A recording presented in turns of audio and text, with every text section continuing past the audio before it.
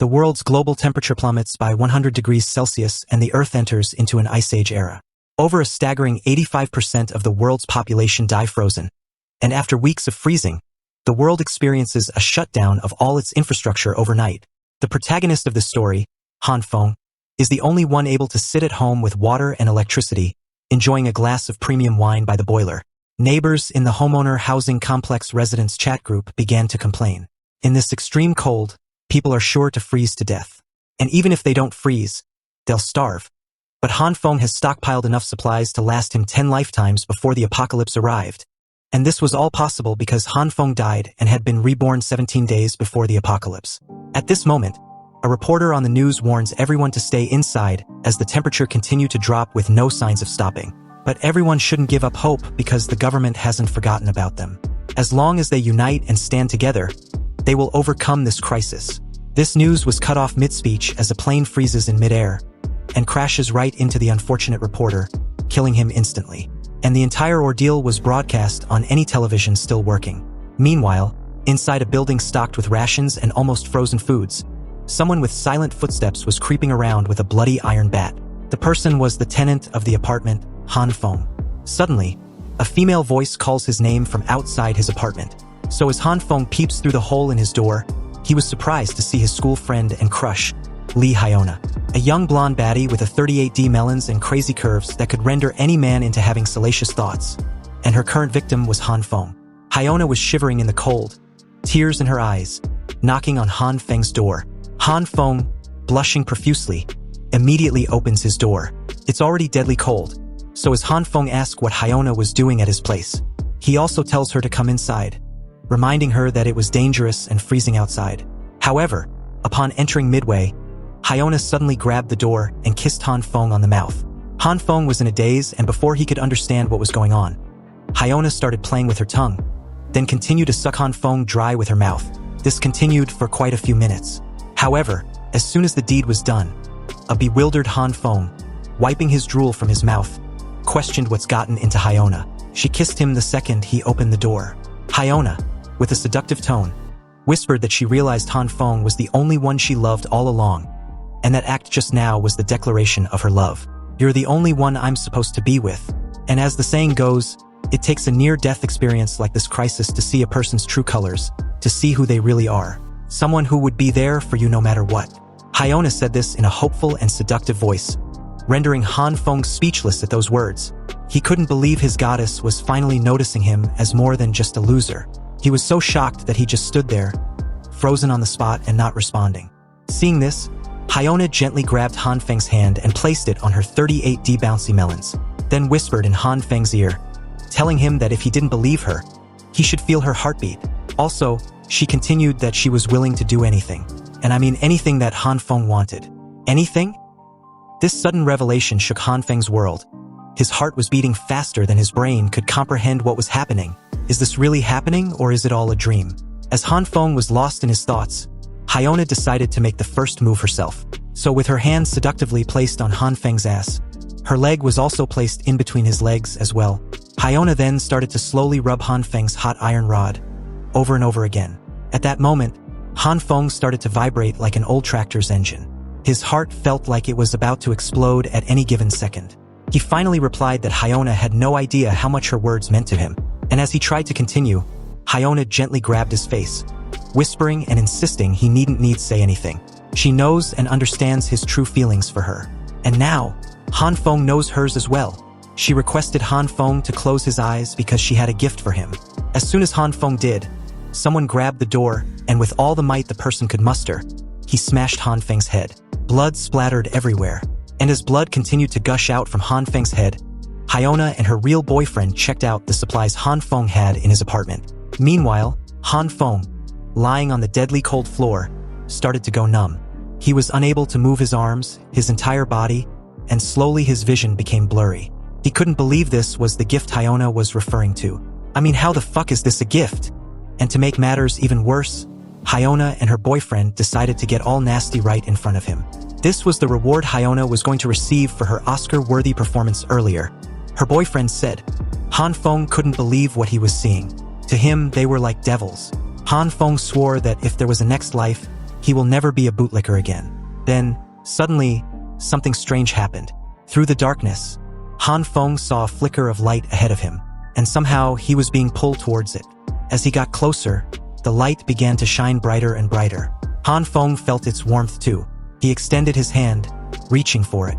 He thought it was the path which will lead him to heaven. However, as soon as Han Feng touched the light, it turned red, and suddenly, Han Feng's entire soul started to burn. Then, his soul started shredding into pieces, his screams echoing the silent abyss. And finally, after what felt like an eternity, Han Feng woke up, covered in sweat and completely exhausted. The first thing Han Feng saw and immediately felt was the warm sunlight coming through the window. Huh? Where am I? Han Feng was in a state of confusion as he continued to stare outside through his apartment window, and just like that, 30 minutes passed by like a bullet. Han Feng stood up, went to his balcony, and once again, he continued to bask in the warmth of the sun. He never thought in a million years that he would ever feel this warmth again. Han Feng had checked the date. It was June 28th, and based on his memory from his previous life, the apocalypse onset was on July 15th, 17 days from now. And although he was supposed to be dead, for some mysterious reason, he came back in time, just enough time before the apocalypse. This also meant he'd been reborn. His desperate wish was granted in his final moments. But enough about that, he thought. There was something strange happening with Han Feng's body, specifically his hand. Ever since he woke up, his right hand was continuously glowing red, and he had no clue what it was or how to make it stop. According to Han Feng, it also didn't hurt or anything. It just felt a little bit warm, and as it doesn't seem to do anything, Han Feng thought he was imagining things at the beginning. But then, in the middle of his thoughts, a heavy sneeze came out of him. When he opened his eyes, his red, glowing hand had changed to green. Huh? What's going on? In addition, the green glow became bigger and bigger, freaking the shit out of him. Wasn't it troublesome enough that his right hand started glowing red? But now it was green. Seriously, what the actual fuck is going on? Han Feng became frustrated and confused with the beams of light shooting out of his hand. He wondered how science could justify his glowing color-changing right hand. Soon after, the green glow shrunk in size, and it seemed like Han Feng could change the intensity of the green glow with his will, something he couldn't do with the red glow. But after a few minutes of failing to snuff out his glowing right hand, another serious issue came up. He immediately sat on his sofa as his legs gave out. Han Feng started feeling like all his energy was leaving his body. He felt completely drained. Wait, is this because of the green light? Growing more and more frustrated, Han Feng shook his hand violently, trying to stop it from glowing. Damn it! What the hell is this thing? But suddenly his eyes widened when a thought came to his mind. Hang on a sec. What if I got a superpower? You know, like a cheat skill in manhwas that the protagonist of the story always seems to get. Well, no shit, my friend. With this newfound theory, Han Feng grabbed a kitchen knife, thinking if he held a weapon, some reaction might happen. But nothing happened. Oh, come on. Seriously, but wait. Something did happen as his stomach started to growl, making him feel like he would pass out any moment if he didn't eat something. Feeling defeated, he went to his fridge, and as he opened it to find something to eat, he realized that the entire fridge was empty. This was bad. If I don't eat something soon, I'm gonna pass out and probably die out of hunger. But at that very moment, Han Feng noticed a jar full of roasted soybeans. He remembered that it was a leftover snacks he had from before the apocalypse. And although it wasn't exactly a full meal, he was desperate. I mean, what else could he do? He decided to eat it first, and then go to the supermarket later. Han Feng slowly grabbed a soybean and tossed it into his mouth immediately after. A loud boom happened a second after. It was the soybean which had exploded in Han Feng's face, making the area all seem like a scene from a comic book. As the smoke cleared, there was fresh soybean plant in Han Feng's mouth. Confused, he pulled the mysterious plant out of his mouth and noticed it was a fresh plant of a soybean. Also, he wasn't feeling tired or drained anymore. And the green light was gone too. Did it have something to do with the soybeans? Now Han Feng was really confused. He plucked one soybean from the plant in his hand, and upon opening it, he was utterly stunned to see fresh soybeans inside. Ah, so this is my power. What an incredible discovery. I need to study it some more, but right now I have bigger fish to fry. I need to stock up on supplies before the world ends. Outside, the weather was very moderate as birds were chirping non-stop, and the buzzing crowd was evident to see. Soon all this will be ancient history, Han Feng thought. He was in the crowd, thinking about everything that had transpired. Okay, so let me get this straight. First, there was a red glow around my hand. Then it turned green. Then the green glow shrinks and grows, making my heartbeat faster and feel super tired. Then, the soybean I touched with my glowing green hand became a bean sprouts. What kind of power is this? After his recount, Han Feng was still confused and growing frustrated again. In the middle of his thoughts, an angelic voice called his name from behind. So as Han Feng stopped and turned back, well, it was none other than Miss 38D Melons, Lee Hyona. She was wearing a beautiful dress and looking absolutely gorgeous. Once again, with a seductive voice, she said, "What a coincidence to meet like this. It's like the heavens are trying to bring us closer." Heavens? Yeah, right? Han Feng looked like he'd seen a ghost. After the incident, it seems Han Feng was now seeing her under a different lens. Lee Hyona, the goddess of his dreams for 3 long years. Han Feng had done everything to make her happy, even though he knew he was a loser, a fallback guy for her. But Han Feng never in a million years thought that this two-faced bitch would end up killing him. He was furious. His whole body was trembling with uncontrolled rage. Realizing this, Han Feng calms himself. Now's not the time for revenge. Not yet. After all, revenge is a dish best served cold. He needed to secure supplies first. In the middle of his thoughts, Hyona called Han Feng's name numerous times, but Han Feng was lost in his own world, thinking. Hyona, pretending to be worried, asked if Han Feng was okay. Why is he spacing out? Han Feng, with a nervous smile, politely explained that Hyona was looking beautiful today, so her beauty made him space out. This compliment made Hyona blush, but right after that, a knowing smile crept on her lips, making her quite smug and also revealing who she really was. She continued her angelic act with a weird, seductive voice, offering that they go do some shopping together now that they've run into each other. But Han Feng just straight up declines and left, saying he couldn't go today. Hyona was speechless at what just happened. She couldn't believe Han Feng would be on the path of a bootlicker counterattack. How could this bootlicker reject my offer? Meanwhile, Han Feng was proud of himself. He saw through Hyona's intention to use him as her personal ATM. After a while, Han Feng finally reached his desired destination, Waldemar, the city's Walmart, and also the largest and most well-stocked supermarket in the East region. When the Ice Age hit, this place was cleaned out overnight, and nobody found out who was responsible. Han Feng had decided to stock up as much as he could before the apocalypse. With the aid of the internet, Han Feng searched for a survival guide for the ice apocalypse. He found a list of things he needed, which included food, winter clothes, medicines, and all the other necessary supplies and steps. But right now, the biggest problem was that Han Feng didn't have the money to stock up on all the supplies on the list. And although he had the ability to grow food, what good is it if he didn't have the food to grow in the first place? He was once again frustrated. Han Feng started cursing with any vile thing he could think of. But suddenly, a familiar notification sound prompted him to check his phone. And when he did, he was startled. It was a message about a personal loan. Since Han Feng's credit score was great, he was eligible for a loan. Seeing this, a great idea immediately came to mind. Han Feng began to install every app that give personal loans. He smirked, knowing that there were plenty of ways to get a loan, and he wouldn't have to pay it back after the apocalypse, as money would be nothing but a useless piece of paper. Meanwhile, on the streets, a can was kicked by someone in a not-so-gentle way. The person was no other than Hyona. She was absolutely furious with his bootlicker. Hyona was still stuck up on the fact that a loser like Han Feng ignored her. Han Feng was just one of her many simps, so how dare he denies her? A pathetic loser who didn't even have his own car. Hyona swore she would never play nice with Han Feng again. But at that moment, a car horn startled her. So when she turned her head to the side, the car also stopped beside her.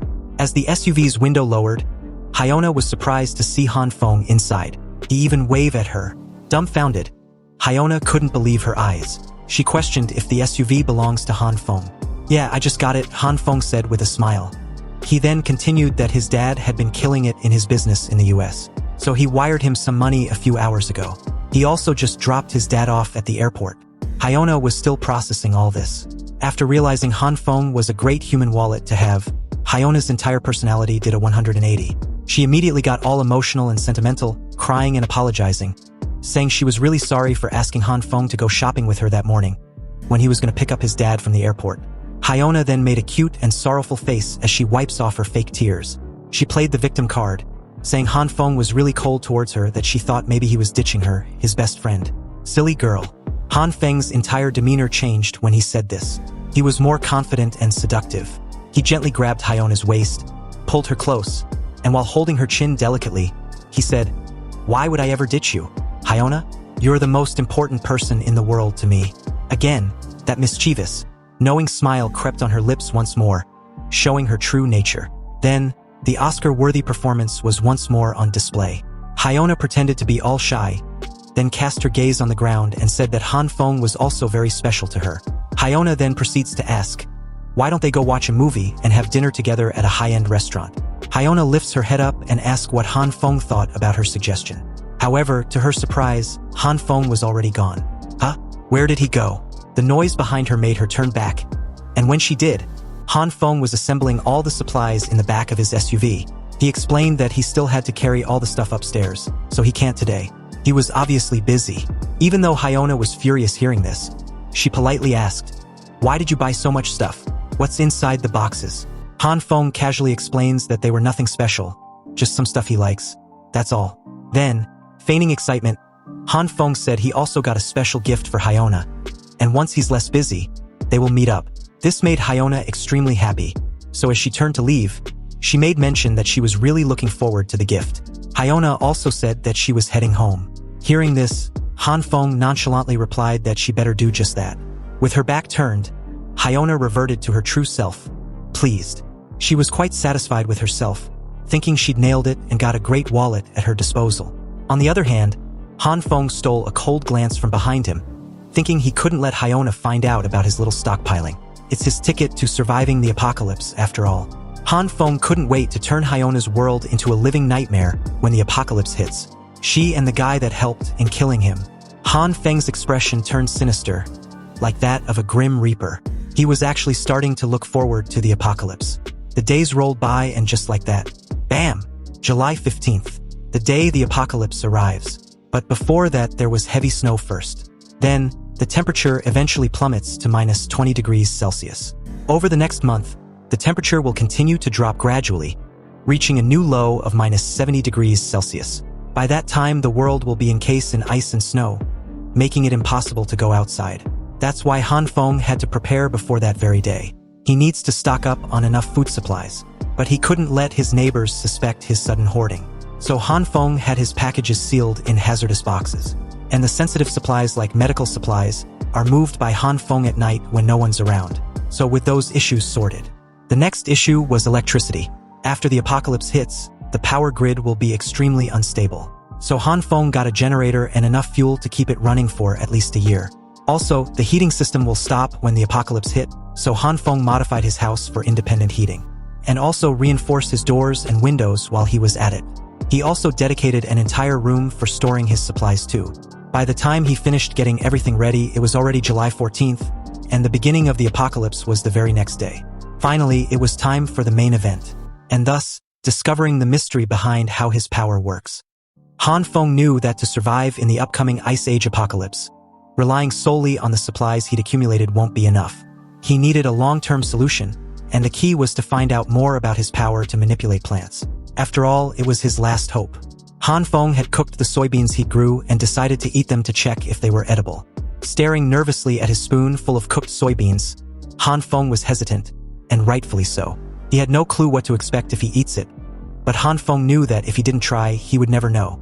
And with his ability acting so random, it was difficult to figure out its triggers. So as he takes a deep breath, Han Feng took a bite, and to his surprise, it was edible. And not only that, it also tasted just like any normal soybean. In fact, it was extremely delicious that Han Feng finished half his plate before he even realized it. After the confirmation that he can now produce food, the next step Han Feng thought was to figure out how this ability of his actually worked. So far, he'd only tried it on soybeans. Han Feng opened his fridge, which was now fully stocked with all kinds of food. He decided to test if his ability also worked on other plants. Hours passed just like that, and before he even realized it, the sun had already set. Han Feng found it difficult to open his eyes, so when he eventually did, he questioned himself if he'd pass out. He was also holding a fresh vegetable in his hand. Han Feng's head was spinning, and he also felt extremely exhausted. Around him were various vegetables and black substances, like a pile of dirt, scattered around him. It seems this power takes a serious toll on his mind and body. So to replenish his lost energy, Han Feng decided to finish his plate. As he was eating, Han Feng was inwardly delighted about the progress he'd made so far. He had learned something new about his ability, so as he continues to stare at his right hand, he recollects his progress. Before Han Feng blacked out earlier, he tried using his power on a bunch of different plants. Some vegetables didn't react at all. Some grew from seeds to full-grown plants, just like the soybean seeds. And some, well, they just exploded in Han Feng's face. But the weird aspect of it was, after the explosion, they turned into a coal-like substance that was extremely light. Seeing this made Han Feng try heating it. Then, voila! He found out that they could be used as regular coal, which made Han Feng extremely pleased with himself. This meant he wouldn't have to worry about a way of staying warm forever. Afterward, he tried many more times, but the success rate was extremely low. However, Han Feng started to notice a pattern. When he remained calm and focused, there was some reaction. So he tried to remain calm and focused when activating his ability. And to his surprise, a fresh broccoli grew instantly in his hand. This was when Han Feng passed out immediately after. Back to the present, Han Feng was contemplating. He couldn't find any significant patterns at all. But he knew deep within him, like a gut feeling, that there was definitely some kind of principle behind how his ability works.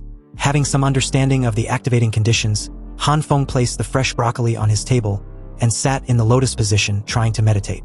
He imagined himself out in nature, standing naked, making his mind and body a part of nature. As Han Feng slowly opens his eyes, he was delighted to see that it was a success. It was as he suspected. His ability was directly connected to his consciousness. Han Feng didn't feel like his energy was being drained, and the green glow was a lot calmer and brighter. Then, he decided to use it on a fresh, juicy meat. Han Feng picked out a fresh, juicy meat with his glowing green hand, expecting it to grow, but there was no reaction. He tried meditating while holding it. Again, nothing happened. Then, he remembered when he was meditating, he could sense two distinct colors, and he hadn't even tried using the red color yet. This prompted him to once again close his eyes and try to summon the red light. Several minutes passed by, but nothing happened. Then, finally, after what seems like a while, the red light was activated and started covering the whole piece of meat. Han Feng opened his eyes moments after when he smelled something odd. Immediately upon opening his eyes, he got disgusted. The meat looked spoiled to the extent that just the smell was enough to make him want to puke. He threw the meat on the floor, but after a while, curiosity got the best of him as he came back to check what the meat had really turned into. Han Feng was a little disappointed. Upon close inspection, the meat actually looked like it's been cooked or close to being rotten or something. Seeing this, Han Feng thought to himself, is this all the red light could do? Heat things up like this? No, there has to be more. The meat looked like it had gone through a disintegration process. The word disintegration sparked an idea in Han Feng's head. So he immediately grabbed some soybeans in his right hand, then activated his green light, and in his left hand, he held the meat covered in red light. Han Feng thought if his guess is correct, then the green light represented the evolution of matter, and the red light represented the opposite, which was disintegration. So what if he combined them? As soon as he did, Han Feng exclaimed in surprise. His eyes bulged out like they were about to fall off. The small, low-quality meat grew almost 5 times its size and turned into a premium-looking meat.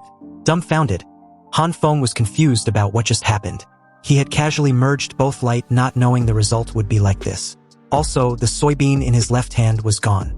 Did it merge with the meat? Han Feng checked the meat up close, smelling and tasting it also.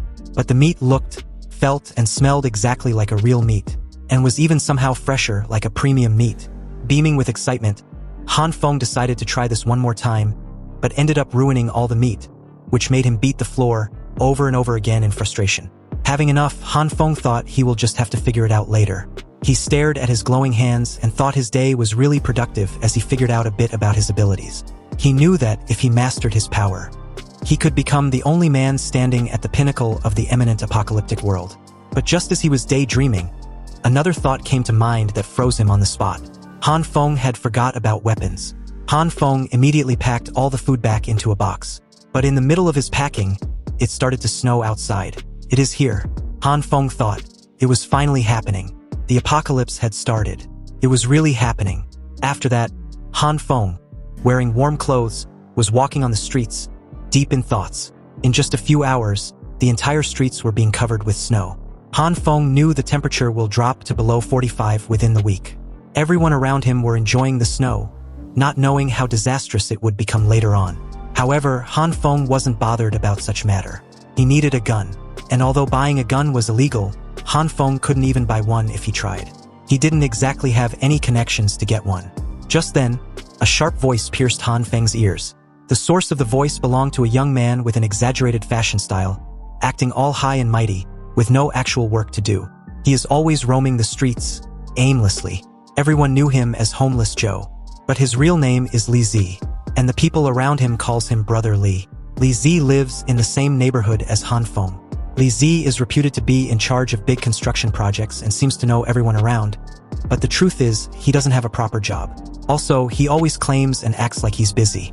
The only thing he has is some connections with some big shots and even gangsters, and that's the only reason Han Feng thought of him. He was the only man Han Feng knew of who could get guns for him. So with a nervous look, Han Feng called his name, waving as he did so. But when Li Zi turned his head to take a look at Han Feng, his face was filled with annoyance, like he's been interrupted in a huge business meeting. He asked if he knew Han Feng. Han Feng explained that they met a while ago and live in the same neighborhood. Li Zi, acting bored, said he was pretty busy, so Han Feng shouldn't blame him for his bad memory. Anyway, what can I do for you? Then Han Feng immediately looked from side to side, and after confirming that there was no one around, Han Feng came close to Li Zi and whispered in his ear, asking if he's ever dealt with guns. This shocked Li Zi greatly, so he asked why Han Feng needed a gun. Han Feng remained silent for a while, feeling guilty. Seeing Han Feng's silence, Li Zi assumed Han Feng was going to do something illegal with it, so he warned him not to try any funny business. Guns were dangerous, and although he's got connections, he's not going to help Han Feng get entangled with anything dangerous. But Han Feng, on the spot, came up with an excuse. He explains it wasn't what Li Zi was thinking. He only wants it for self-defense. A flashback shows a day not long ago. While Han Feng was riding his bike to work, he ran into an old man who was spitting everywhere, so he spat right on Han Feng's face.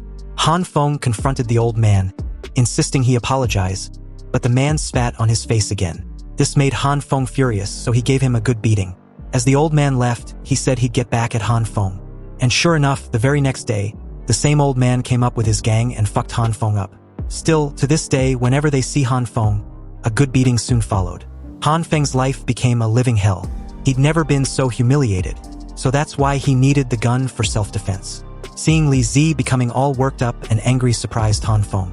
He didn't expect this cliché story to work, let alone to this degree. Li Zi grabbed Han Feng by the shoulder and told him to say no more. From this moment onwards, his big brother Li got him covered. Li Zi proceeds to tell Han Feng that he would make sure to fulfill his request. Now, Han Feng needs to follow him to the bus stop to hop on one. Li Zi told Han Feng his Mercedes was in service, so they need to make do with the bus service. Han Feng expected this, so he wasn't surprised. Although Li Zi was a big talker and liked to bluff, he's not a bad person. So Han Feng took out the keys to his SUV, telling Li Zi not to worry about it. He had a car. Seeing this, Li Zi couldn't help but be surprised. Soon after, the two were in the SUV, and as Han Feng was driving, Li Zi was really impressed. He didn't think Han Feng was a rich kid. Then, Li Zi took out his phone and started taking and posting pictures on social media, boasting about driving his new car. Finally, after a while, they reached their destination. And from the looks of it, people on the streets were already feeling the cold. They made some fire to warm themselves. As soon as Li Zi got out of the SUV, everyone around came close to him. They were surprised and shocked, asking what business he had doing there. Also, what's with this SUV? How much was it? Hearing this, Li Zi casually said it wasn't something much, just 700 grand, give or take.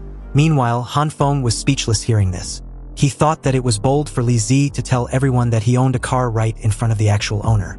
As they went inside, the boss, who was leisurely sitting on his sofa, asked Li Zi what he was doing at his place at a time like this. Li Zi was a little nervous, so first he offered Boss Lu some cigarette, then introduced Han Feng, saying he wanted to buy a gun. Hearing this, the boss Lu took a quick look at Han Feng, which sent chills down his spine. That's it. A lousy gun. I thought you were bringing me something interesting, Boss Lu said with a smirk. He then tells one of his men, Xiangzi, to give Han Feng a handgun. The price was 6 grand. Hearing Boss Lu made mention of a handgun, Han Feng, still nervous, asked if he could get something a little longer. You know, like the one with a scope. Hearing this, Boss Lu took a moment to stare at Han Feng, who began to sweat bullets. Then, a loud roar echoed the entire room. Kid, are you asking for a freaking sniper rifle? Do you think this is a fucking shopping mall where you can order anything you want? Just this freaking short one, you say? Take it or leave it. Li Zi, seeing the boss so worked up, immediately came to his side and started telling Han Feng's sad and tragic story. It was something about Han Feng having an ex-wife with 3 kids that wasn't his. After hearing the entire story a while later on, Boss Lu immediately got furious, slamming his hand on his desk. He was furious about how a wife could be so disgusting, having 3 kids that belongs to another man other than your husband. At this point, Han Feng started to see the similarity. Suddenly, Boss Lu had a change of mind. He told Han Feng that he would make sure to get him a sniper rifle. Han Feng, on the other hand, couldn't believe how such obvious fake stories convinced both of them. Hearing this, Han Feng thanked Boss Lu. Boss Lu told Xiangzi to see if he could get a semi-automatic rifle for Han Feng. He also gave Han Feng a loaded handgun as a gift. Seeing this act of kindness surprised Han Feng greatly. He was a little taken aback of how generous Boss Lu was. Still nervous, Han Feng made mention that a friend of his was working for the government, and he told him that due to the abnormal weather, there was going to be a shortage of food and other supplies, so it was better to stockpile when it was available in advance. Boss Lu was skeptical about it, but seeing the serious look on Han Feng's face made him consider it. He told Han Feng he got it. He then tells them to get lost. Just seeing Li Zi's face annoyed him greatly. Outside, Han Feng and Li Zi were walking. Li Zi started his bragging session, saying he handled the situation beautifully. If it wasn't for him, Han Feng would have been done for. Also, Boss Lu was in a good mood, so he could have even asked him for a cannon and he'd probably had said yes. Han Feng thanked Li Zi, and as a token of his gratitude, he promised to grab Li Zi some cigarettes on the way. Hearing this, Li Zi, being his usual self, told Han Feng not to be silly. He didn't want cigarettes, he just liked helping people, but if Han Feng really insisted, then he wanted Huazi, as other brands made him choke. Although the price of the cigar was high, once he got paid for his project, he would definitely pay Han Feng back and even take him to a sauna. Han Feng immediately tuned him out when he started his usual bragging session. Han Feng was lost in his own thoughts. Now supplies and weapons were all in check. He was all set for the early stages of the apocalypse, at least. All that's left was to study his ability. Han Feng knew that if he could fully master his ability, his chances of survival would skyrocket. But at that moment, Han Feng's foot slipped on the icy snow. Then, he did a mid-backward flip as his shoe was sent flying. Han Feng fell on the floor, groaning in pain, holding his foot. He felt like his foot was broken. So, trembling in pain, Han Feng gave the keys of his SUV to Li Zi, asking him to take him to the hospital. Li Zi replied nervously that he didn't have a driving license and can't drive without one. So with great effort, Li Zi lifts Han Feng onto his shoulder. He looked like he had eaten a bowl of raw pepper and would pass out any moment. And Han Feng, well, he was speechless with his current situation. He told Li Zi to just get a taxi. Meanwhile, the snowstorm was getting heavier and worsening by the minute. It was seriously freezing outside. The entire hospital's outer walls were frozen. Inside, a nurse on night shift was observing the worsening weather with concern. Just then, the phone rang and the nurse stood up to pick up. And from the looks of it, her figure was in direct competition with Li Hiona's. She was immediately called to the hall as there was an emergency. On the other hand, Han Feng had gotten an X-ray scan, and it was as he feared. His leg was indeed broken. Upon close examination, the physician diagnosed that, according to his scan, there was a stable fracture on Han Feng's right tibia. The physician then continued that he was going to set it so Han Feng shouldn't worry. However, Han Feng needed to stay for an hour for observation. And after that, he can grab his meds and leave. At the waiting hall, Han Feng, staring at the X-ray scan, couldn't wrap his head around the timing of his accident. He thought of all times that the accident could have occurred. It had to happen just before the apocalypse hit. Just then, Li Zi called him saying he had to go. He's got a few deals he had to close. But if Han Feng needs anything, he's a phone call away. Hearing this, Han Feng just gave him a thumbs up, telling him to take care. Sighing heavily, Han Feng then took a good look around and noticed that the hospital was quite busy tonight. The city hospital was overflowing with patients, victims of accidents caused by the sudden blizzard and plummeting temperatures. The emergency beds were lined up in the hallway, a grim testament to the worsening conditions outside. Looking from left to right and right to left, Han Feng wondered how long it would be till he gets his meds. But at that moment, a pair of bouncing melons immediately caught his attention. Unable to look away, Han Feng continued to stare at them like a creep. These extraordinary pair of beauties belonged to Nurse Jean, a head nurse of the hospital, who happens to be checking a patient who had several severe wounds. After checking that his vitals were stable, she told the attending nurse to administer another dose of glucose in 10 minutes. Also, if the patient's heart drops below 80, administer an epinephrine. On the other end of the hall, Han Feng was observing the head nurse with an evident blush. He thought she was amazing. To become a head nurse at such a young age was indeed an amazing feat, and not only that, Nurse Zhan was incredibly skilled, kind to every patient, and doesn't seem to have a chip on her shoulder. But the most important and obvious thing to notice about her was that she was drop-dead gorgeous. A pretty face and a well-defined good body. It seems she got everything going for her. However, she was also way too clueless about her charm and surroundings. Her behavior exposes herself often, and the disturbing part was that she wasn't self-conscious about it. Like at all. And Han Feng noticed that about her right away. But he seems not to be the only one. An old man sitting beside him called her over, claiming it was an emergency. Hearing this, Nurse Zhan was polite and rushed over. She apologized to the old man for any inconvenience. They were a bit short-staffed at the moment. Anyway, can I come a bit later to help you? She asked. But the old man replied that his back suddenly started hurting. And it's been getting worse lately. Unbeknownst to Nurse Zhan, the old man took out his phone and started recording her from underneath her uniform. He asked Nurse Zhan if she could take a look and find out what's causing it.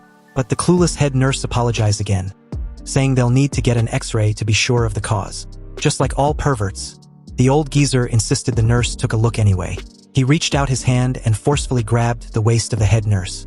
Nurse Zhan was ticklish and uncomfortable with the old man's behavior, so she told the old pervert to wait for the resident physician to examine him. Hearing this boldened the old geezer's actions, so he slowly lowered his hands down Nurse Zhan's ass, intending to give it a squeeze. But at that precise moment, something flew towards his way. Then, bam! Seconds later, the old pervert was seen on the floor, groaning in pain. Seeing this, Nurse Zhan asked the old geezer if he was okay, but Han Feng appeared at the scene, apologizing for hitting the old man with his crutches. He claimed it was his first time using them. Han Feng then bends down and took the old man's phone, claiming he was checking whether it was broken. This immediately alarmed the old man, who told Han Feng not to touch his phone. But it was too late. Han Feng was already checking the content displayed on the screen. His expression became dark as his entire presence was dim with an ominous aura. He didn't even notice that the bandages on his leg had loosened and fallen off. Everything was just as he suspected. This fucking old geezer got some nerve, filming up a nurse's skirt and even molesting her in public. Han Feng showed the old man the video and asked for a good reason why he shouldn't call security, and have them escort the old man to a police station where they love perverts like him.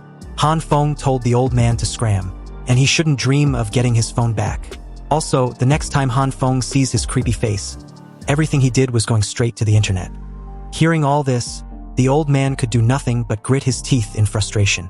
Then, he quickly made a mad dash for the exit, running as fast as his old legs could carry him. Seeing this made Nurse Zhan shout for the old man to wait. She was confused about the old man's sudden display of energy. Didn't he say his back hurt? How can he ran off so quickly?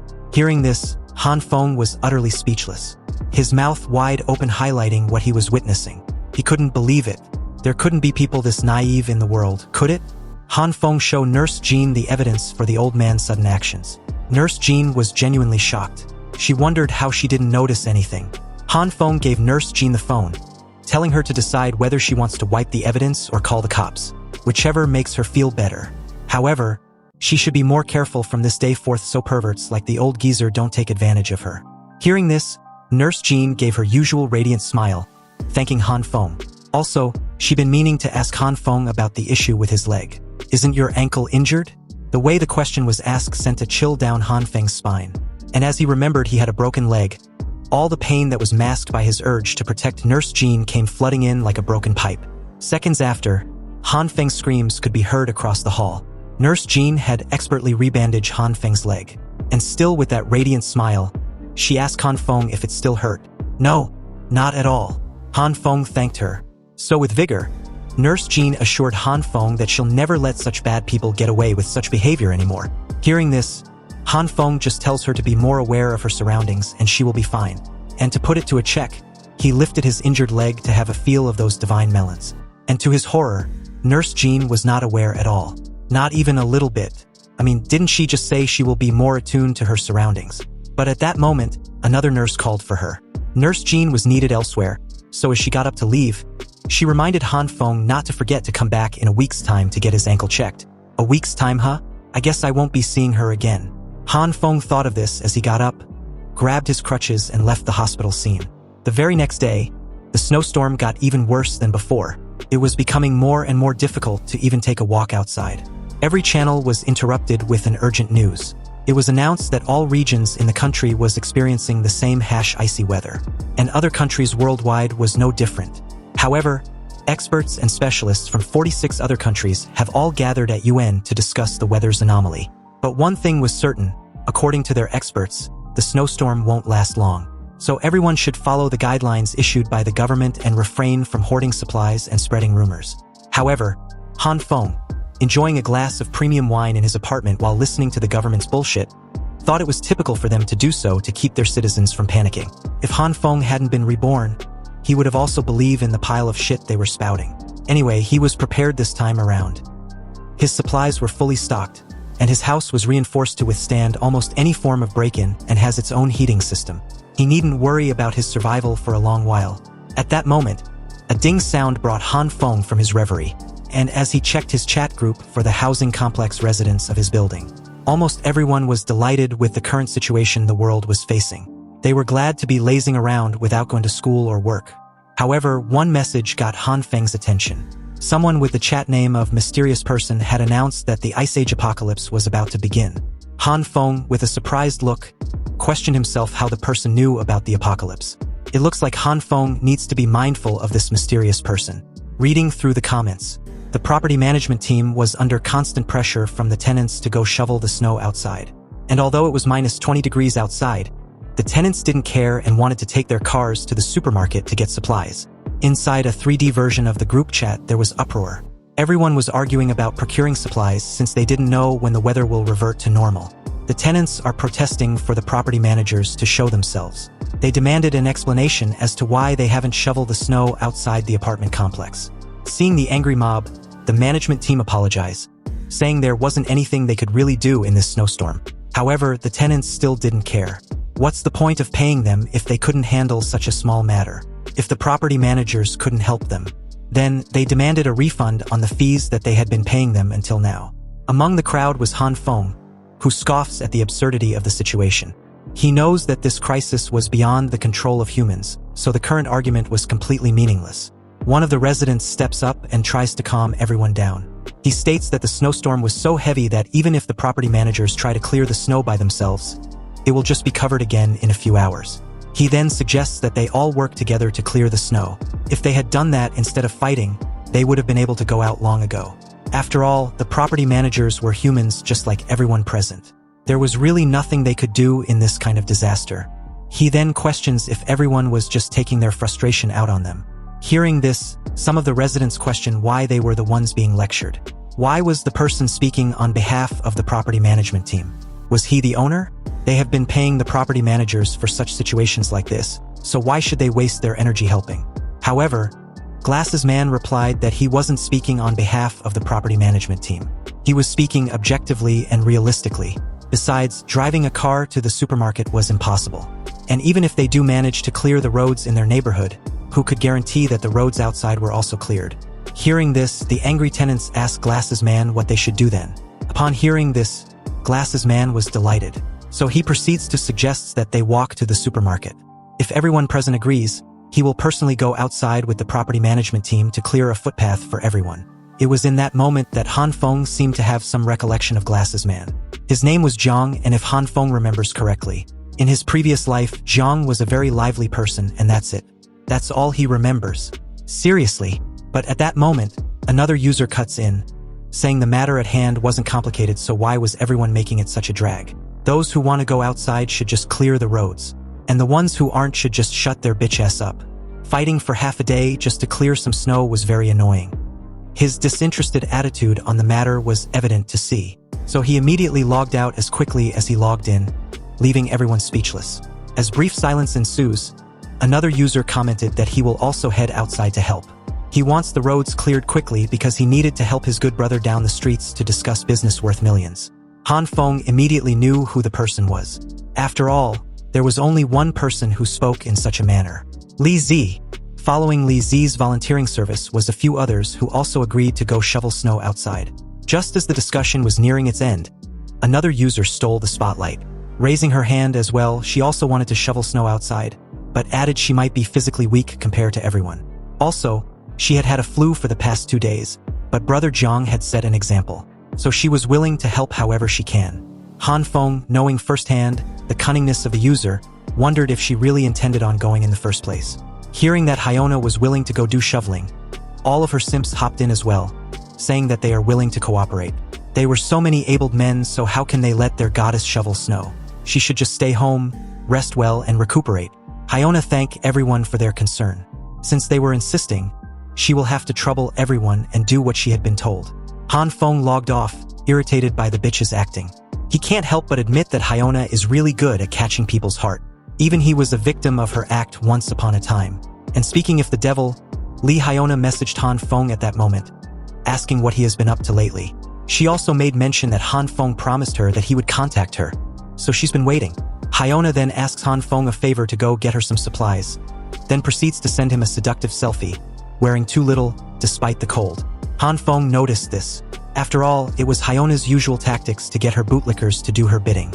Han Feng contemplated on how to reply her, and from the looks of it, Han Feng's reply made Hyona's poor phone face her wrath. She was really pissed with Han Feng's sudden path of a bootlicker counterattacks. On the 3rd day since it started snowing, the temperature was -20 degrees. In the early stages of the apocalypse, everyone still had the central heating system running, and the internet was still up and running, so everyone was living their lives as usual. Meanwhile, Han Feng was bored. Just on the 2nd day, and he was already bored to death. He had been scrolling through numerous videos for 3 days. It seems Han Feng's biggest problem during this apocalypse was to learn how to endure loneliness. And his broken leg wasn't helping either. It needed at least a month to make a full recovery. Not having better things to do, he decided to continue scrolling through random videos where he came across some news about the power of self-recovery. In the video, the doctors sewed up the wounds of a patient who jumped off from the 15th floor of a building. After sewing, they discovered that the patient's damaged internal organs and bones had started to regenerate. This miraculous news gave Han Feng an idea. He remembered that he had an ability that promotes growth. "Why didn't I think of this earlier?" he said. Han Feng activated his green light, reached out and placed his hand on his broken leg, wondering if there will be some kind of effect. He poured everything he got into this little experiment. And as the green light dissipates, Han Feng waited for any signs of effect.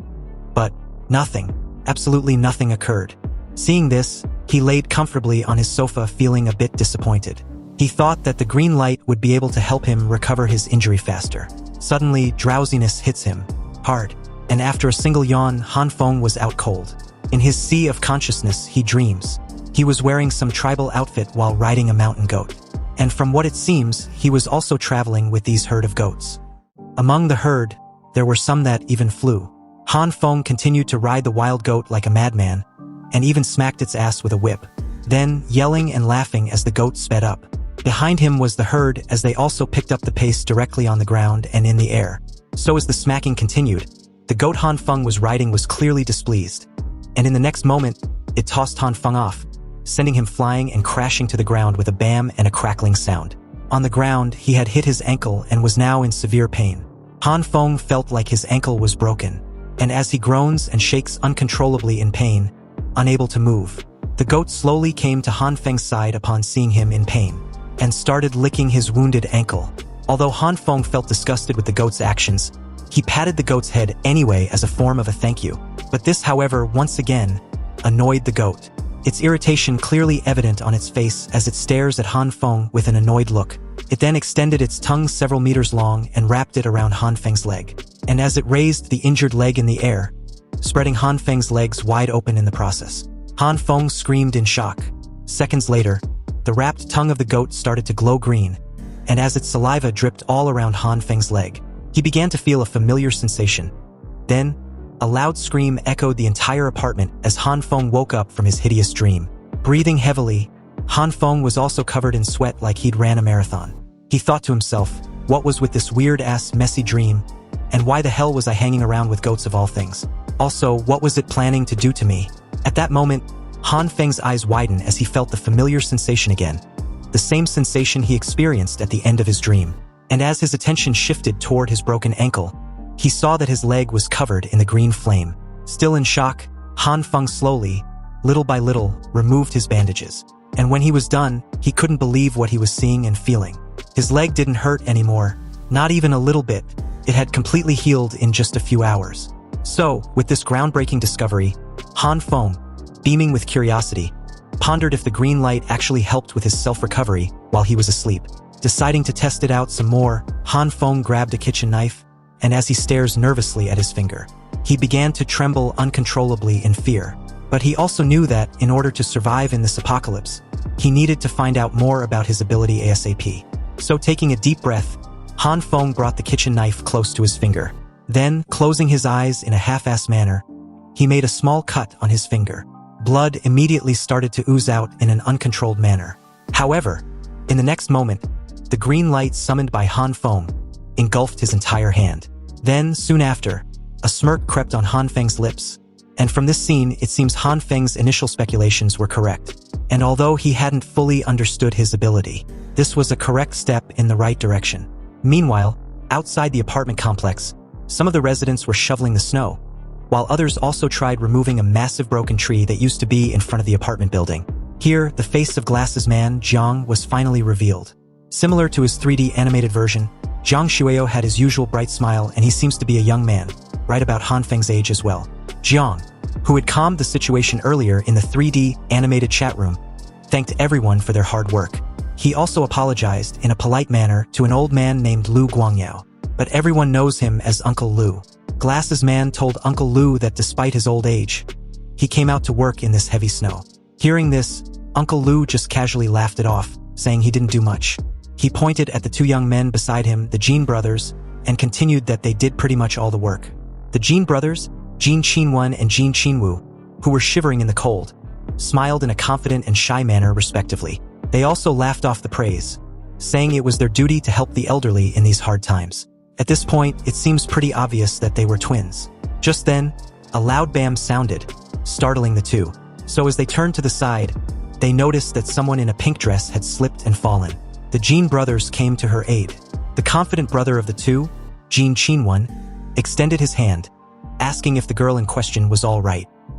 He proceeded to advise her to be careful since the ground was all frozen and very slippery. The girl took his hand, and as we got a closer look, it was none other than head nurse Zhan of the city's hospital.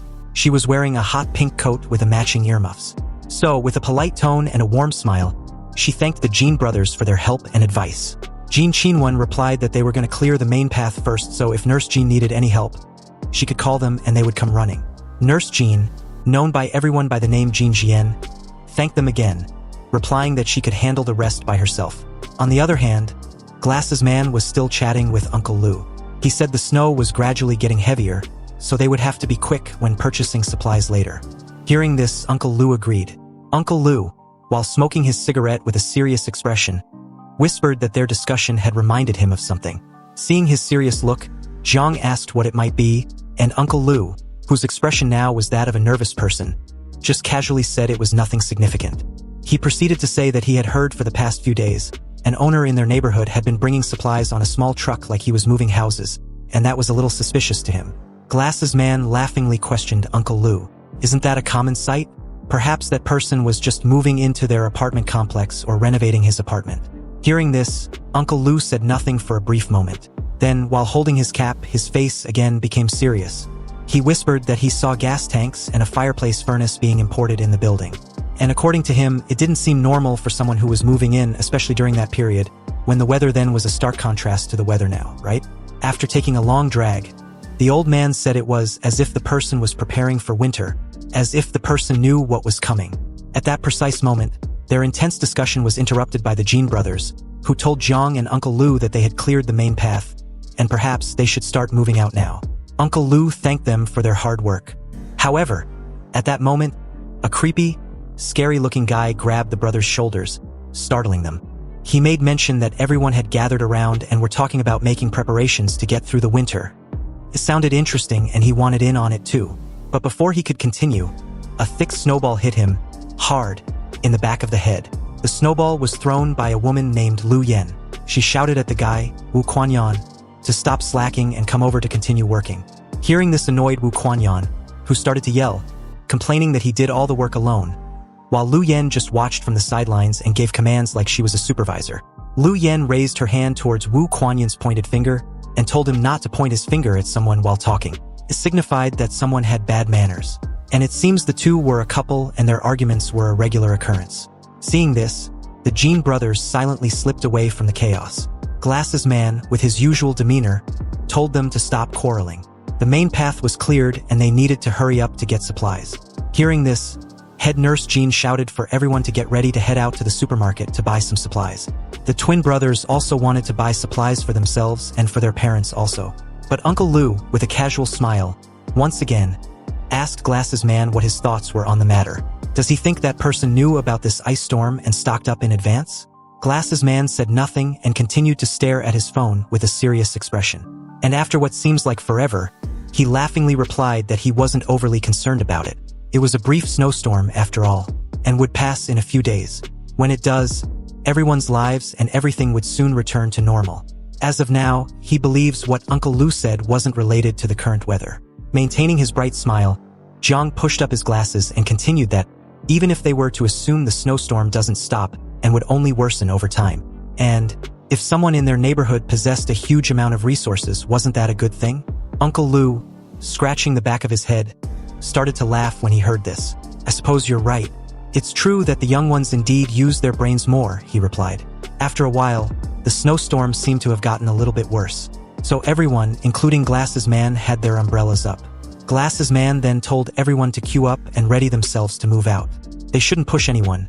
The snowstorm was getting heavier and heavier, and they needed to try to hurry back in 3 hours when they've gotten the supplies. Soon, they all marched together toward the supermarket under the heavy snow. Meanwhile, an apartment from the lot had its lights on, and it seems that this apartment was not facing challenges as the rest were. Inside this apartment was Han Feng, who was passed out, drooling and covered in sweat. His situation was a direct opposite of what was happening outside his apartment. As Han Feng began to twist and turn on his sofa, someone started calling out to him, knocking on his door. Han Feng woke up, still half asleep, and as he wipes his drool, he opened the door. Han Feng apologized, saying he was asleep, hence why it took a while to open the door. At the door was none other than Li Zi. Li Zi had a smirking smile on his face, smoking a lit cigarette. He told Han Feng that he brought the item he wanted, a semi-automatic rifle. And just like that, Han Feng's drowsiness vanished immediately. Han Feng thanked Li Zi with a polite smile, but Li Zi replied that Han Feng shouldn't mention it. After all, Han Feng was the reason why Brother Lu was able to properly secure supplies in advance before the situation had gotten this bad. Hearing this, Han Feng just chuckled. Brother Li, you're too kind, he said. I only did that because Brother Lu was kind and generous. And this semi-automatic rifle is all thanks to him. Suddenly, Li Zi's demeanor shifted as he sighed deeply. Han Feng noticed this instantly and asked what was wrong, his voice laced with evident concern. Hearing the question, Li Zi asked Han Feng if he'd heard of the supermarket in the East District. Of course I have. Well, when we went there in the snowstorm today to buy some stuff, the supermarket was completely emptied by someone last night. What? Emptied out an entire supermarket in one night?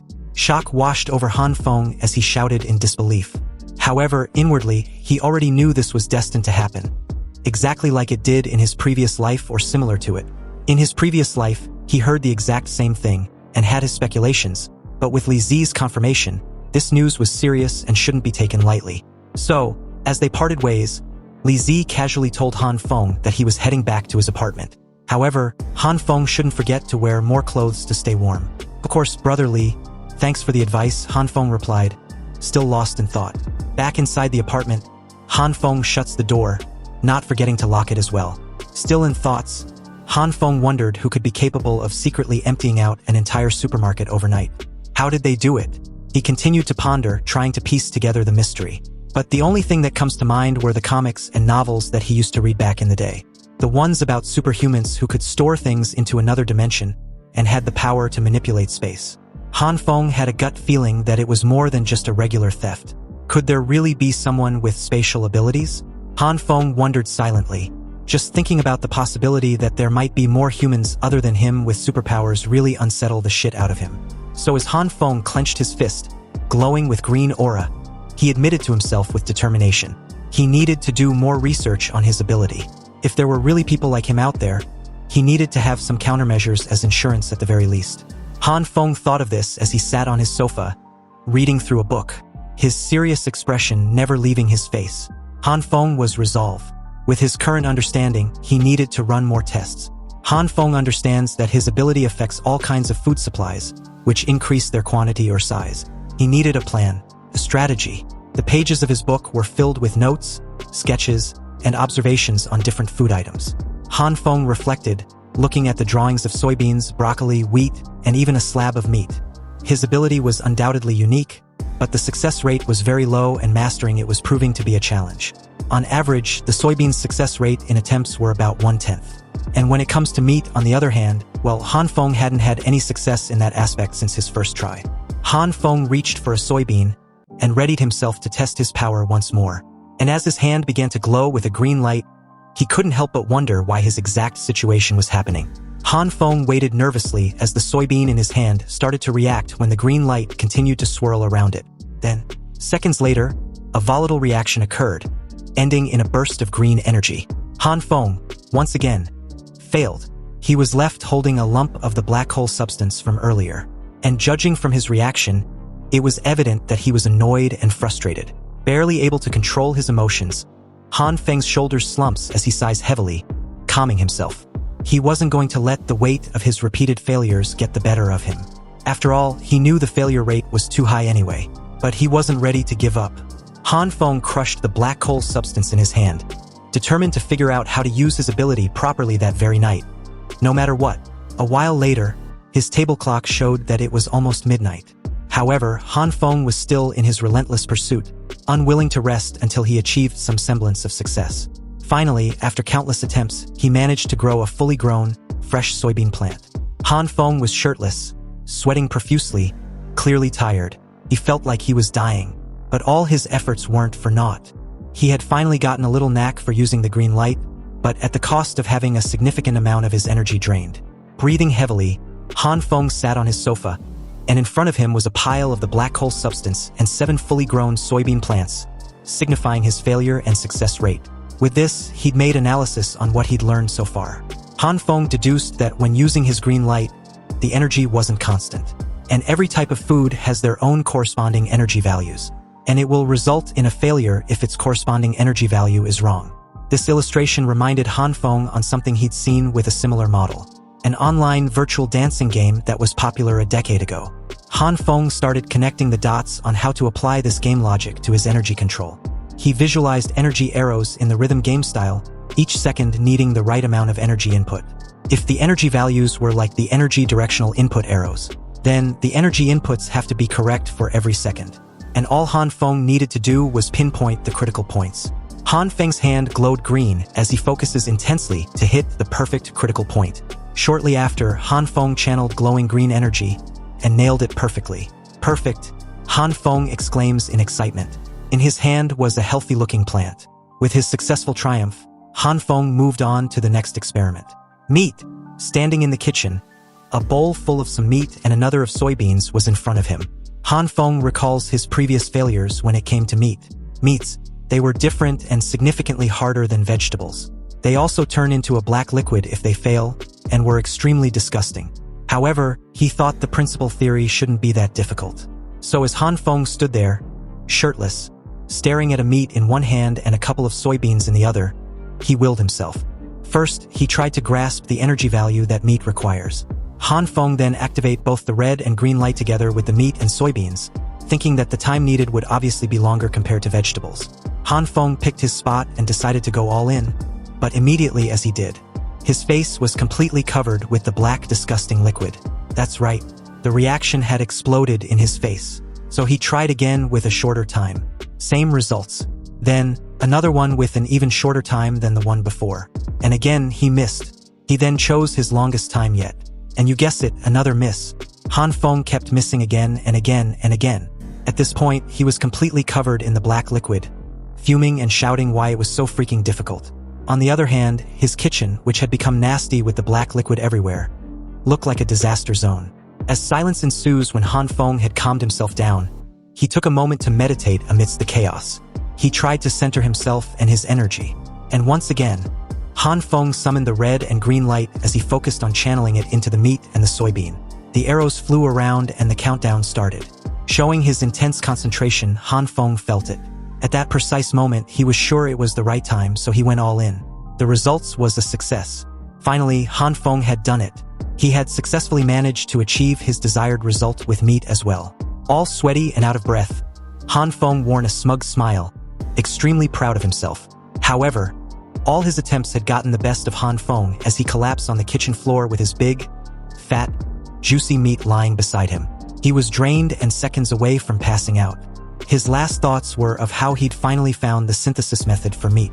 And with that thought, Han Feng lost consciousness. The scene shifts to the outside world, where a major snowstorm has hit and was being broadcasted on television, updating everyone. They were just 3 days in, and the current weather was the worst snowstorm that only occurs once in a century. Everyone was advised to remain in their homes and avoid going outside.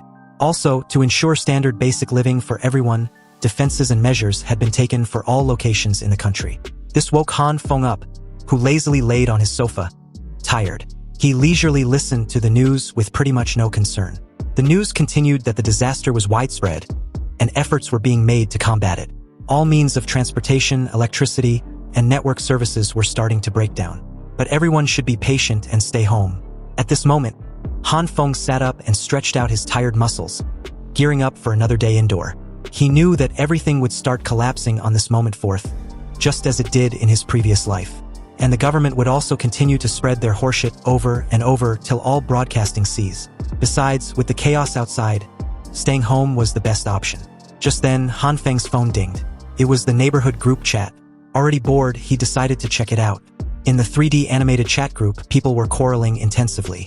It was a complete shit show. Some neighbors were thinking of waiting for the government to save them, while others were skeptical and thinking about how to save themselves and hoarding supplies. But at that moment, Uncle Lu chimed in, asking everyone if they truly believe what the news said. Do you guys really think the news broadcasted by the government were true? Because if anyone believes that, then they got shit for brains. If the situation was under control like the news said, and the government really wanted to save them, then trucks full of supplies and a support team should have arrived long ago. But as of now, not even a single one had been seen to aid them. On the contrary, from what Uncle Lu had heard from his friends, armored vehicles, heavy weapons and tanks are heading towards their country's capital, City A. Based on this, there was only one possibility left. War. War was about to commence. Hearing this, everyone began to lose their shit. They crowded Uncle Lu, asking what they should do then. If what Uncle Lu said was true, then aren't they done for? Han Feng read the message with a skeptical look. What? A war is commencing? I think I had also heard about this before in my previous life, Han Feng thought. Back to the chat group. Glasses Man spoke up. If Uncle Lu's guess is really true, then we really have to start taking measures to save ourselves. There are already some owners in the neighborhood who have run out of food because they did not hoard enough. Moreover, we don't have a confirmed time of arrival of the support resources from the government. I think we should start organizing ourselves first and help those owners who are facing difficulties. Then, to add a dramatic effect, Glasses Man continued in a high-pitched voice, suggesting that the owners with ample food supplies should donate some of it to support the other owners who had run out. As a way to show his commitment, he was willing to start. Glasses Man was willing to donate half of his food supplies, and whoever needed it, at any time, should come looking for him. Hearing this, the crowd began to whisper among themselves. And from the looks of it, everyone was moved by Glasses Man's act of kindness and generosity. Wu Kuanyan deliberately singled out Li Hyona, asking if she intends on helping. Brother Jiang was right. Everyone in our neighborhood should help each other out to try to get through this crisis together. We can't just let those families starve in such a cold weather. Everyone, you can count me in on the donation as well. So what about you, Li Hyona? Will you be donating too? Upon reading the message, Hyona's face turned ugly. She was pissed, calling Wu Kuanyan a crazy bastard. There were so many people in the chat group, yet he had to ask her, "Is it because I rejected you before?" Hyona took on a sorrowful look and apologized, saying she didn't have any spare food supplies at home. Hearing this, one of her bootlickers immediately came to her defense, questioned why Wu Kuanyan had to ask Hyona. She didn't even have enough for herself like she said. Why don't you ask someone else? Wu Kuanyan replied that he didn't know, and he was just hoping that everyone would unite and help out one another. But if they can't guarantee true unity among themselves, then he won't be donating. What Wu Kuanyan said wasn't a lie. After all, no one wanted to become a sucker. Hearing this, The crowd fell silent for a while as everyone contemplated on their next action. Seconds later, a tenant among the crowd shouted, telling everyone that he wished to donate. Hearing this made others join in, donating all sort of things they can offer. Medicine, clothes, food, warm water, and stuff like that. Glasses Man expressed his thanks in place of the poor owners. Then, he suggested they appoint someone to be in charge of keeping the supplies gathered due to their quantity. And just like that, the interim owners committee was formed, and at the head was Glasses Man. They were to be an interim emergency committee that was responsible for supporting and planning of the donated supplies. Han Feng couldn't help but laugh. He remembers this event happening as well in his previous life. And if Han Feng recalls correctly, the interim committee was just a scheme to take the resources of anyone naive and foolish enough to believe in them. The days rolled by, and just like that, they were 6 days into the icy apocalypse. It was July 19th, and the temperature outside had already dropped to -40 degrees. The central heating system was no longer in working condition due to the extreme weather.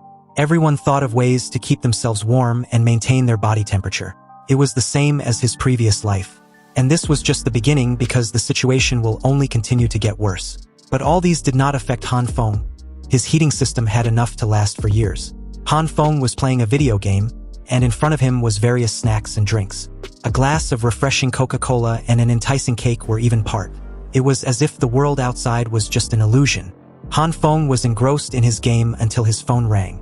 Picking up the call, the caller told Han Feng he was the person in charge of Block 8 of the building. And Han Feng, being the owner of apartment 1801 and part of Block 8, should head down to the basement car park to shovel snow outside. When Han Feng arrives, he should also sign in as everyone on their block did.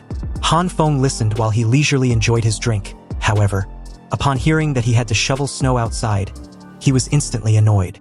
You see, the snow outside at this moment was so heavy that it would be considered suicide to use the means of manpower to clear it.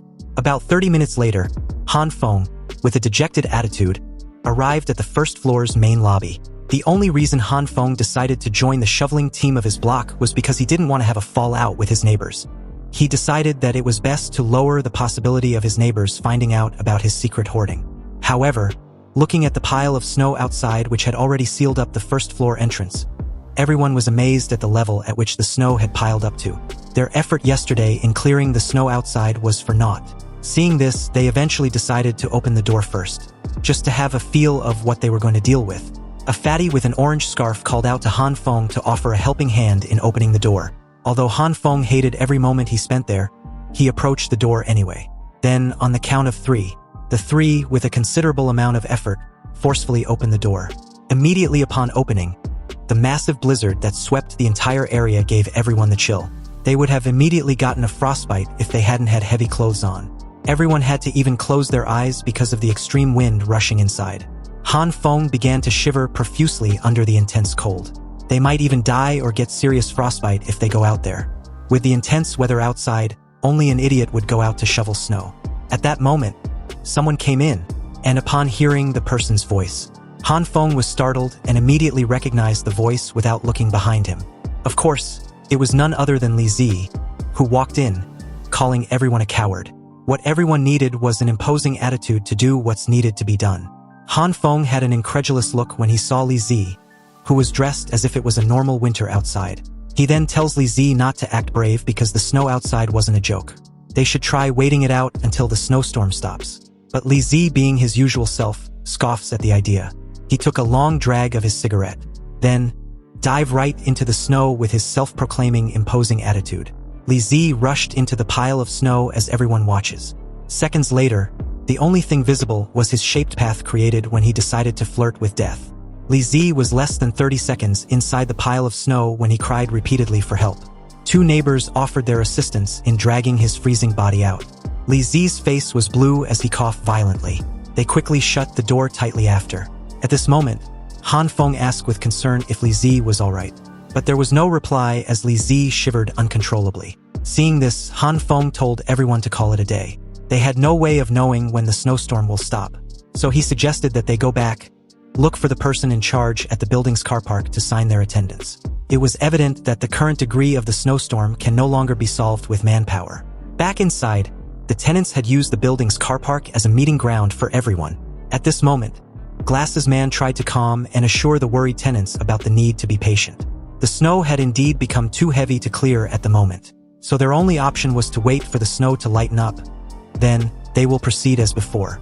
Also, the basement car park would be used as a station point to collect their donations. On the other hand, Han Feng, witnessing the commotion, had an annoyed look on his face. He was waiting in line to sign the attendance sheet, and upon seeing Glasses Man, he wondered if he was the person named Zhang, the one that spearheaded the interim owners committee to scam its donors. At the same time, Zhang once again thanked everyone for their donation. Zhang continued that he honestly didn't expect so many owners to donate their resources. Their generosity would help anyone in need or facing any difficulty in these hard times. Again, Glasses Man thanked the donors in place of their helpless neighbors. Hearing this, everyone was all smiles, thinking it would be a smooth sailing from this point forth. They began to compliment each other as some commented that it was the right thing to do. They need to help each other in this difficult times. As long as they're united, they would be able to get through this crisis. Hearing this, Han Feng sighed in a mocking demeanor. He silently thought, warning everyone to just wait. The snow was not going to end, and very soon they were going to regret their actions. After they were done with the sign-in, Li Zi, who was still shivering, told Han Feng he was heading upstairs first. Hearing this, Han Feng replied that he understood, but at that moment, a familiar figure caught his attention. In front of him was no other than head nurse Zhan, who was preoccupied with maneuvering through the crowd with her stuff. She was carrying a few boxes when she was pushed by someone unintentionally. But luckily for her, Han Feng caught her before she fell. Nurse Zhan opened her eyes and was surprised to see Han Feng. She recognized Han Feng immediately upon seeing him, and her immediate question after was directly about Han Feng's leg. Nurse Zhan questioned if Han Feng's leg was already healed. Hearing the question, Han Feng let go of Nurse Zhan, pointing his hands everywhere as he quickly made up an excuse on the spot. Han Feng claimed he had an incredible recovery speed since he was young, so a broken ankle is nothing to him. He had recovered in just a few days. Hearing this, Zhan Jian, although she might be a head nurse, but due to her innocent and gullible nature, she believed Han Feng on the spot, her eyes beaming with excitement as she exclaims how awesome Han Feng's situation was. Han Feng offered to carry the boxes for Nurse Zhan, but she replied that it was fine. Han Feng still insisted as Nurse Zhan commented that the boxes were very heavy. "Don't worry, I'm strong and capable. You can take this as a form of a thank you for helping me with my bandages at the hospital," he said. Hearing this, Nurse Zhan agreed. Han Feng almost fell on his knees when she handed them over. The boxes were indeed very heavy, so Han Feng asked what was inside. Nurse Zhan replied that they were mainly medical supplies, and she was donating them to the committee. Seeing that Han Feng was struggling to walk, Nurse Zhan, with her warm smile, asked to carry them, because it looks like it was too heavy for Han Feng. But Han Feng said that he didn't feel like he's carrying anything at all, so it was fine. Hearing this, Nurse Zhan replied that she might look small, but she is actually stronger than most guys. So Han Feng shouldn't push himself too hard just to help her. Curious, Han Feng asked if she had always been strong from a younger age. Not really. There's really a reason behind it. Nurse Zhan said this with a sad demeanor, recalling something. But upon seeing Han Feng's curious stare, she decided against saying anything. She apologized, saying that it was nothing serious worth mentioning. It was just something she actually couldn't explain anyway. At that moment, Nurse Zhan recalls never asking Han Feng's name. "Han Feng. My name is Han Feng." Hearing this, Nurse Zhan also introduced herself, mentioning that her name was Zhan Shui. "It's a pleasure to meet you," she said.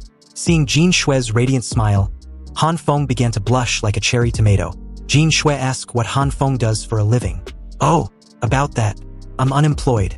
Hearing this, Zhan Shui was a little taken aback. Seeing this, Han Feng asked what was so surprising about an unemployed person. Before Zhan Shui could explain herself, someone bumped into her from behind, causing her to crash into Han Feng. Her bouncing melons were the first to make contact, and immediately as Han Feng felt those heavenly twin beauties, their degree of softness made Han Feng's eyes bulged out as he stares at them with an undivided attention. Zhan Shui quickly retreated, apologizing as usual. Han Feng replied that it was fine. After all, it wasn't her doing. Unbeknownst to the two, Hyona was passing by, and she immediately spotted Han Feng. Seeing a possible threat, Hyona called out to Han Feng, asking why she wasn't informed that Han Feng was at the car park. Hyona then quickly rushed and grabbed Han Feng's arm to control the situation. Also, she deliberately hugged Han Feng's arms tightly to her 38D melons, not knowing she had been beaten in that department from that point forth. Hyona asked Han Feng if Jin Shui was his friend. At that moment, before Han Feng could even get a word out, Jin Shui had already retrieved her boxes from Han Feng and was leaving with an embarrassing look, as if she was caught doing something she shouldn't. She told the two to continue chatting while she headed to the committee station. There was no need to disturb Han Feng any further. Jin Shui thanked Han Feng and proceeded to say that she could carry the boxes by herself for the rest of the way. So with those rushed words, Han Feng could only reply with an okay. Jin Shui rushed out of there like it was a fire drill. Staring at Jin Shui's hurried pace, Han Feng questioned Hyona why she came over to interrupt them. Hearing this, Hyona feigned a bright smile and replied that she just wanted to say hello. She only came to the car park to receive supplies. But when she saw Han Feng, she wanted to ask him why he didn't contact her like he said he would. I became very worried that something might have happened to you. Han Feng awkwardly scratched the back of his neck and smiled nervously, saying he was just about to send Hyona a message. Hearing this, Hyona straight out called Han Feng out on his lie. She continued that she just saw Han Feng chatting happily with Jin Shui just now. Then, with a pleading gesture and a warm smile, Hyona asked Han Feng if he had any spare food supplies in his apartment. If he has, can he share some with her because she had almost run out of food? Han Feng suddenly smirks when he heard this. He told Hyona that he didn't have much food left, but he was willing to share some with her. However, Hyona still hadn't replied to the message he sent a few days ago. So how about it? You want to come to my place and accompany me for a few days? Han Feng asked this with a smug look. Upon hearing this, Hyona was speechless. She was shocked by Han Feng's newly found boldness. Hyona got over her initial shock and told Han Feng that she didn't understand what he meant at that time. But if Han Feng wanted to have a chat with her, he could do so online. Hearing this, Han Feng spared no time with her anymore and began to leave, saying Hyona looks like she wasn't on board with the idea. So he was heading back to his apartment. Hyona's face turned ugly when she heard this, but seeing that Han Feng wasn't kidding around, she immediately grabbed Han Feng's jacket and asked him to wait. She proceeds to say that recently, she feels like Han Feng had changed. Is Han Feng doubting her feelings about him? He should know that she had always been very serious about her feelings towards him. It's just that she doesn't want anyone to think she is only with him because he is rich now. So can Han Feng give her a little more time? Hyona asked this with her usual cute, pitiful, sad face that always works on her bootlickers. Knowing exactly what Hyona was trying to do, Han Feng contemplated on what to do. If he hadn't already died once, he would have believed her. Han Feng really wanted to tear off Hyona's ugly mask off right now and be done with her. Just rip the bandage off, but that would be too easy and unsatisfying. Also, if he didn't find the identity of the man behind Hyona, then... Wait, why do I have to look for him? Han Feng at that moment suddenly had an idea. A brilliant one. He just needed to do exactly what he did in his previous life, and Hyona will bring over his boyfriend again. All Han Feng needs to do was wait patiently and prepare for it. So with these thoughts, Han Feng changed his strategy. He told Hyona that he was just teasing her. This revelation startled her for a brief moment. So Han Feng grabbed her by the arms and told her that he was just joking around, waiting for her reply. But now that he knows it, he will deliver some food supplies to her by tomorrow. Hearing this, Hyona praised Han Feng, saying that he was the best. Hyona quickly made the move to leave first, satisfied that what she wanted was accomplished. She waved goodbye, telling Han Feng that she was heading back first. If Han Feng wants to talk to her about anything else, he could do it online. Hearing this, Han Feng just told her to take care as he also waved her a goodbye.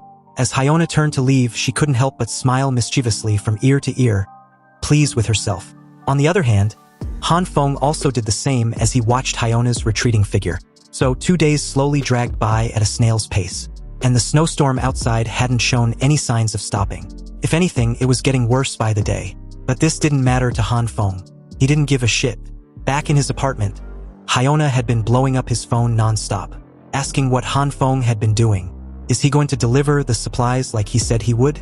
Why was he not replying her? The messages just kept coming in. However, Han Feng didn't pay any mind to it. In front of him was a deliciously homemade dish. As he took a bite, Han Feng was in cloud nine, savoring the taste. Blissful and absolutely delicious. That's what he thought. And the weather was too perfect for such a nice and warm meal. While eating his warm meal, Han Feng explained that the numerous experiments over the past few days had allowed him to confirm two things. The first was that the meat could not be grown indefinitely. It had a natural limit to which it could be expanded. And regardless of the attempts, he was unable to make a full piece of meat grow any bigger than what it already was. However, during his experiments, he found out something interesting. a way around it, a loophole to grow the meat infinitely, and it was only possible if certain criteria were met. Holding a piece of meat with chopsticks, Han Feng explained that he would use half of the harvested soybeans to grow new seedlings, while he consumed the other half. So with this method, he always had a continuous supply of soybeans. Now, he found a way to apply a sort of similar process to the meat. When Han Feng cuts the meat into 2 pieces, then tries to grow them, each piece could grow back to its original form, a full-size meat. So under the 2 kinds of light, half a piece of steak with a few soybeans can produce a full piece of steak. With this realization, Han Feng conducted numerous tests after the success, compounding the effect. So using this formula, he will have an infinite supply of soybeans and meat. Feeling proud of himself, Han Feng was in cloud 9. He needn't need to worry about running out of supplies and having nothing to eat in the future. Meanwhile, on his television, a news reporter was still downplaying the severity of the situation. It was August 2nd, the 19th day of the snowstorm, and I'm currently on the Bodu Hithi Island in Maldives, which was 78 kilometers from the equator, and the average temperature here has already dropped to minus 42 degrees, the reporter said. The entire island was almost completely buried under ice and snow, and even the ocean was freezing up at such a fast speed that could be observed with the naked eye. However, according to experts' readings, the thickness of the ice layer has already reached 55 centimeters in depth. And from this current analysis, it was confirmed that the disastrous situation near the equator was pretty much the same in every country. Han Feng was still in his usual clothes inside his warm and comforting apartment, holding and enjoying a glass of red wine. He laughed internally, knowing full well that the reality of the situation was far worse than what the media was reporting. Suddenly, a shockwave startled him, felt like a huge earthquake. The glass of wine shook in his hand, spilling the content. Han Feng immediately went to his window, pushed back the curtain to take a look outside. Staring at an explosion outside, the city was in chaos. It was the 7th explosion in the past few days. Han Feng was curious as to what was happening out there. With his apartment fortified like a turtle shell, he was not worried about his safety. Just then, a loud vibrating noise startled him. As Han Feng gazed up at the sky through his window, he saw several military helicopters in the air. Han Feng was surprised and also a bit fascinated. It was his first time seeing a military helicopter, let alone this many at once. "Damn, so many helicopters," he exclaimed. He pulled back his curtain and checked the homeowners chat group on his phone. Han Feng knew that the situation outside would undoubtedly cause a huge commotion among the residents. And indeed, in the underground parking lot, it was as Han Feng thought. The homeowners were desperately trading for necessary goods and food supplies, and this led to many of them taking this opportunity to take advantage of others, which had also inevitably led to several conflicts. Even the ones who had donated their supplies earlier were facing the same problem. At this moment, Glass's man and a couple others from the interim owners committee appeared. He told everyone present that any resident facing difficulties should go down to their station in the underground parking lot to receive necessary resources for free. At this time, Han Feng had also made his way back to the basement underground parking lot. And due to his comfortable life in his apartment, he was still not used to the weather outside. So even though he was wearing heavy clothes, Han Feng continued to shiver in the cold, and also sneeze heavily from time to time. It was way too cold for him. Han Feng thought that if it weren't for information gathering, then he wouldn't have come back to the basement car park. As he walked further, he saw several homeowners, waiting impatiently in a queue for supplies. Han Feng was surprised to see that the interim owners committee was distributing food supplies to the residents. After all, in his previous life this didn't happen, and there was a rebellion in the neighborhood. And if Han Feng's memory serves him right, then it was indeed due to the committee. But this time around, they were giving away resources instead of scamming people. This means some aspect of the future has changed, and Han Feng wondered what was going on. Since information like this was primarily why he came down there, he decided to find out the real situation first. The panel showed a view of the chaotic distribution area from above, with people gathered around piles of supplies. And as Han Feng walked through the crowded area in the underground parking lot, he noticed that the number of residents facing difficulties was quite high, which meant that the committee got a lot of donations than what they got in his previous life. Staring at the distribution point from afar, a person in the line furiously shouted that he handed over several boxes of supplies at the beginning. But now he only got this much food. Glass's man, with a polite tone, explained that everyone got the same share as he was given. The fat man in glasses was not having it when he heard this. Frustrated, he held out the little supplies in his hand and exclaimed for Glass's man to give him back the resources he donated. Jiang still maintained his polite demeanor and smiled, apologizing that the resources could not be returned. The disaster was ongoing, and he hopes Fatty in Glasses can think of the bigger picture. Also, once the disaster was over, Zhang promised to pay Fatty in Glasses several times in cash.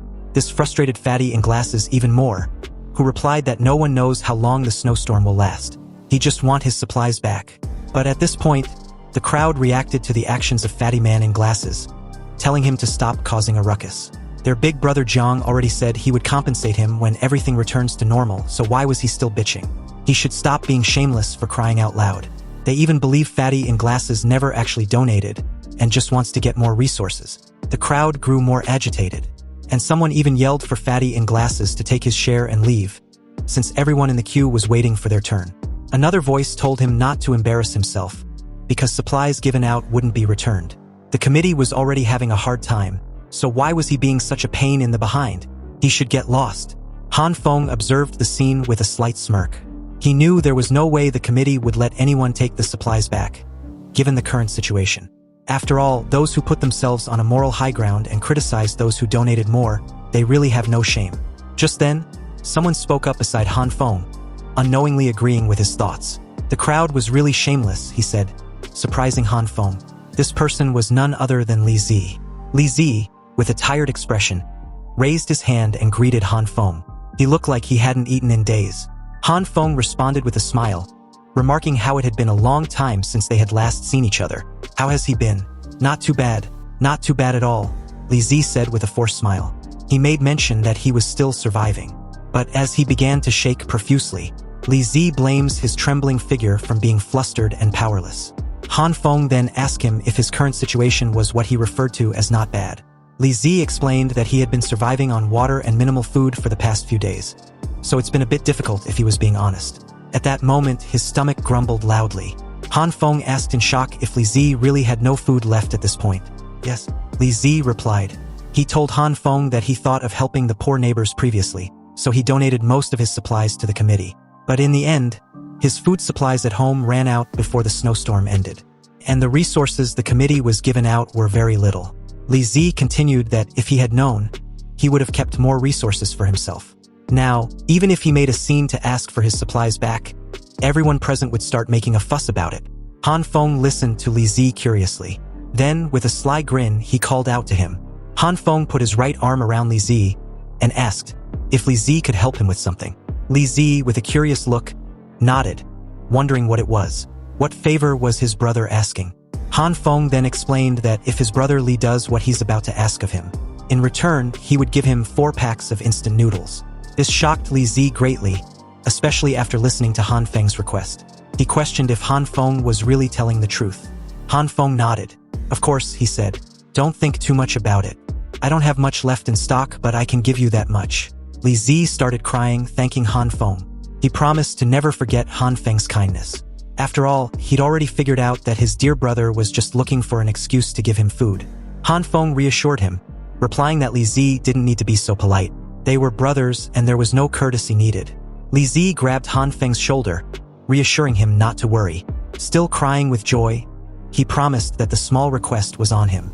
Han Feng thanked him, mentioning that Li Zi could visit his house later to collect the food. Li Zi happily agreed, then said his farewell. He was going to collect his share of the resources being distributed first. So with that, he left. Han Feng, on the other hand, thought to himself that with a few packs of instant noodles and sausages, he would no longer need to personally come to the underground parking lot to gather information. And although he felt a bit guilty about taking advantage of Li Zi, it wasn't as important as being comfortable and lazy at home, eating good food, and playing video games.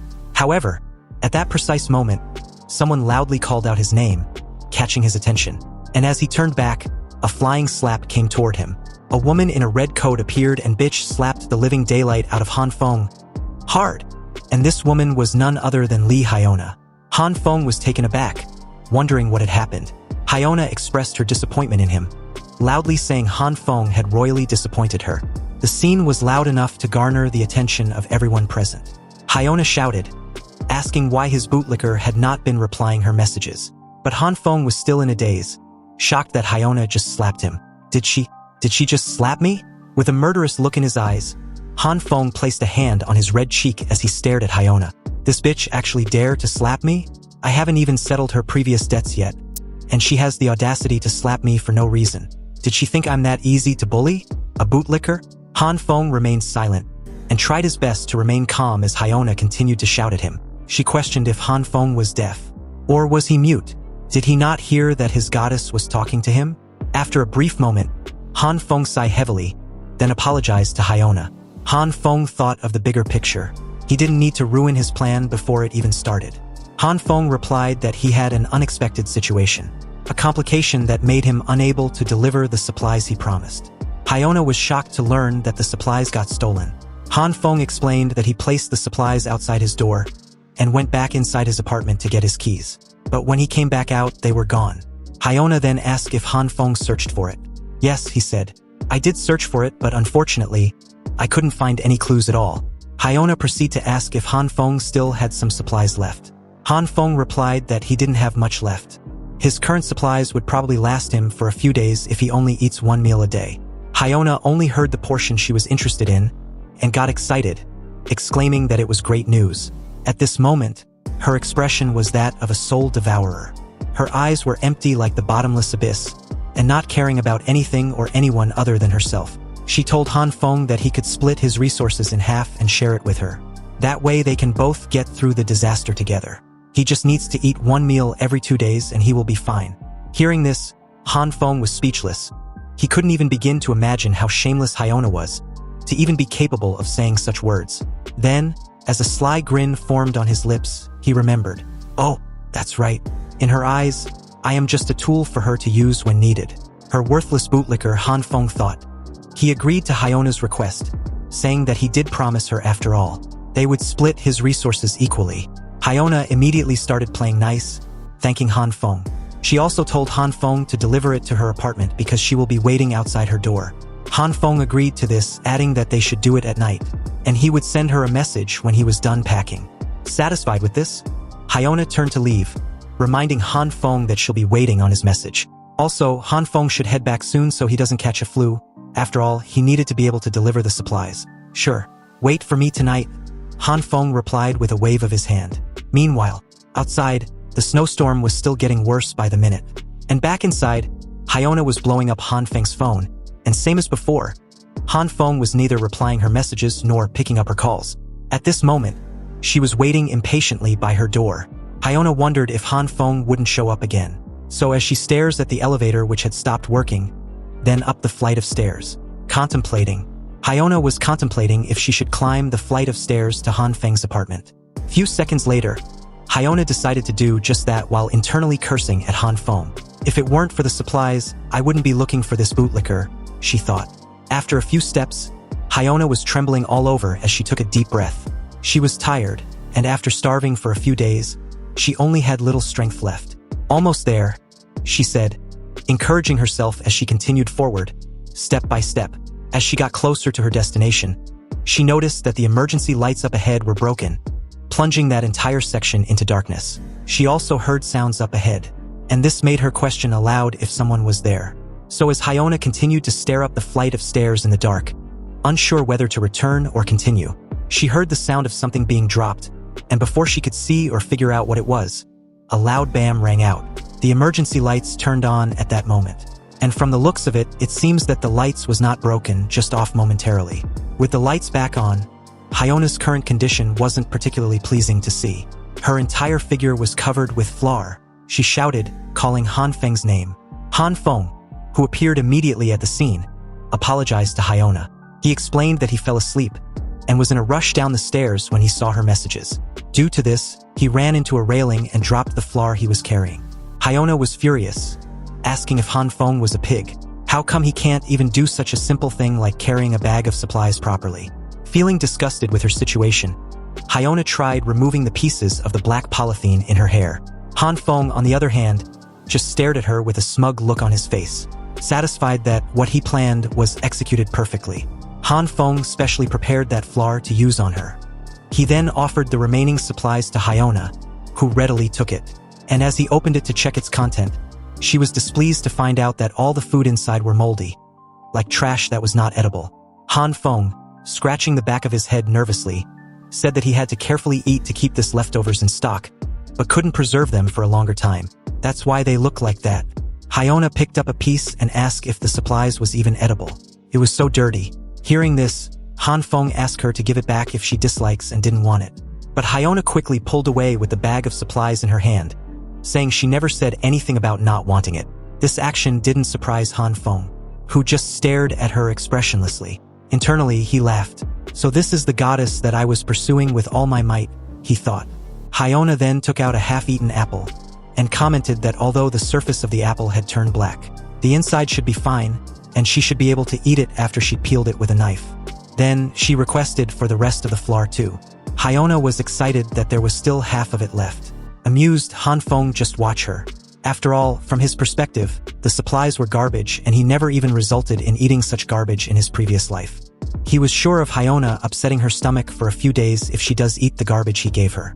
Also, the current temperature was so low that showering in this weather was equivalent to flirting with death. So this meant that the flour would be on Hyona for a while. Han Feng thought of this as he turned to leave. On his way, he felt something odd. It was as if someone was watching him. No, actually, someone wasn't just watching him, but also following him. So he immediately changed his route and decided to enter a floor to apprehend the culprit. As soon as he passed through the door, he hid behind it and waited patiently. Then suddenly, the shadow of the pursuer appeared at the door. Seconds later, a pair of boots followed. Han Feng quickly took action and grabbed the person by the jacket, then yanked the person on the floor.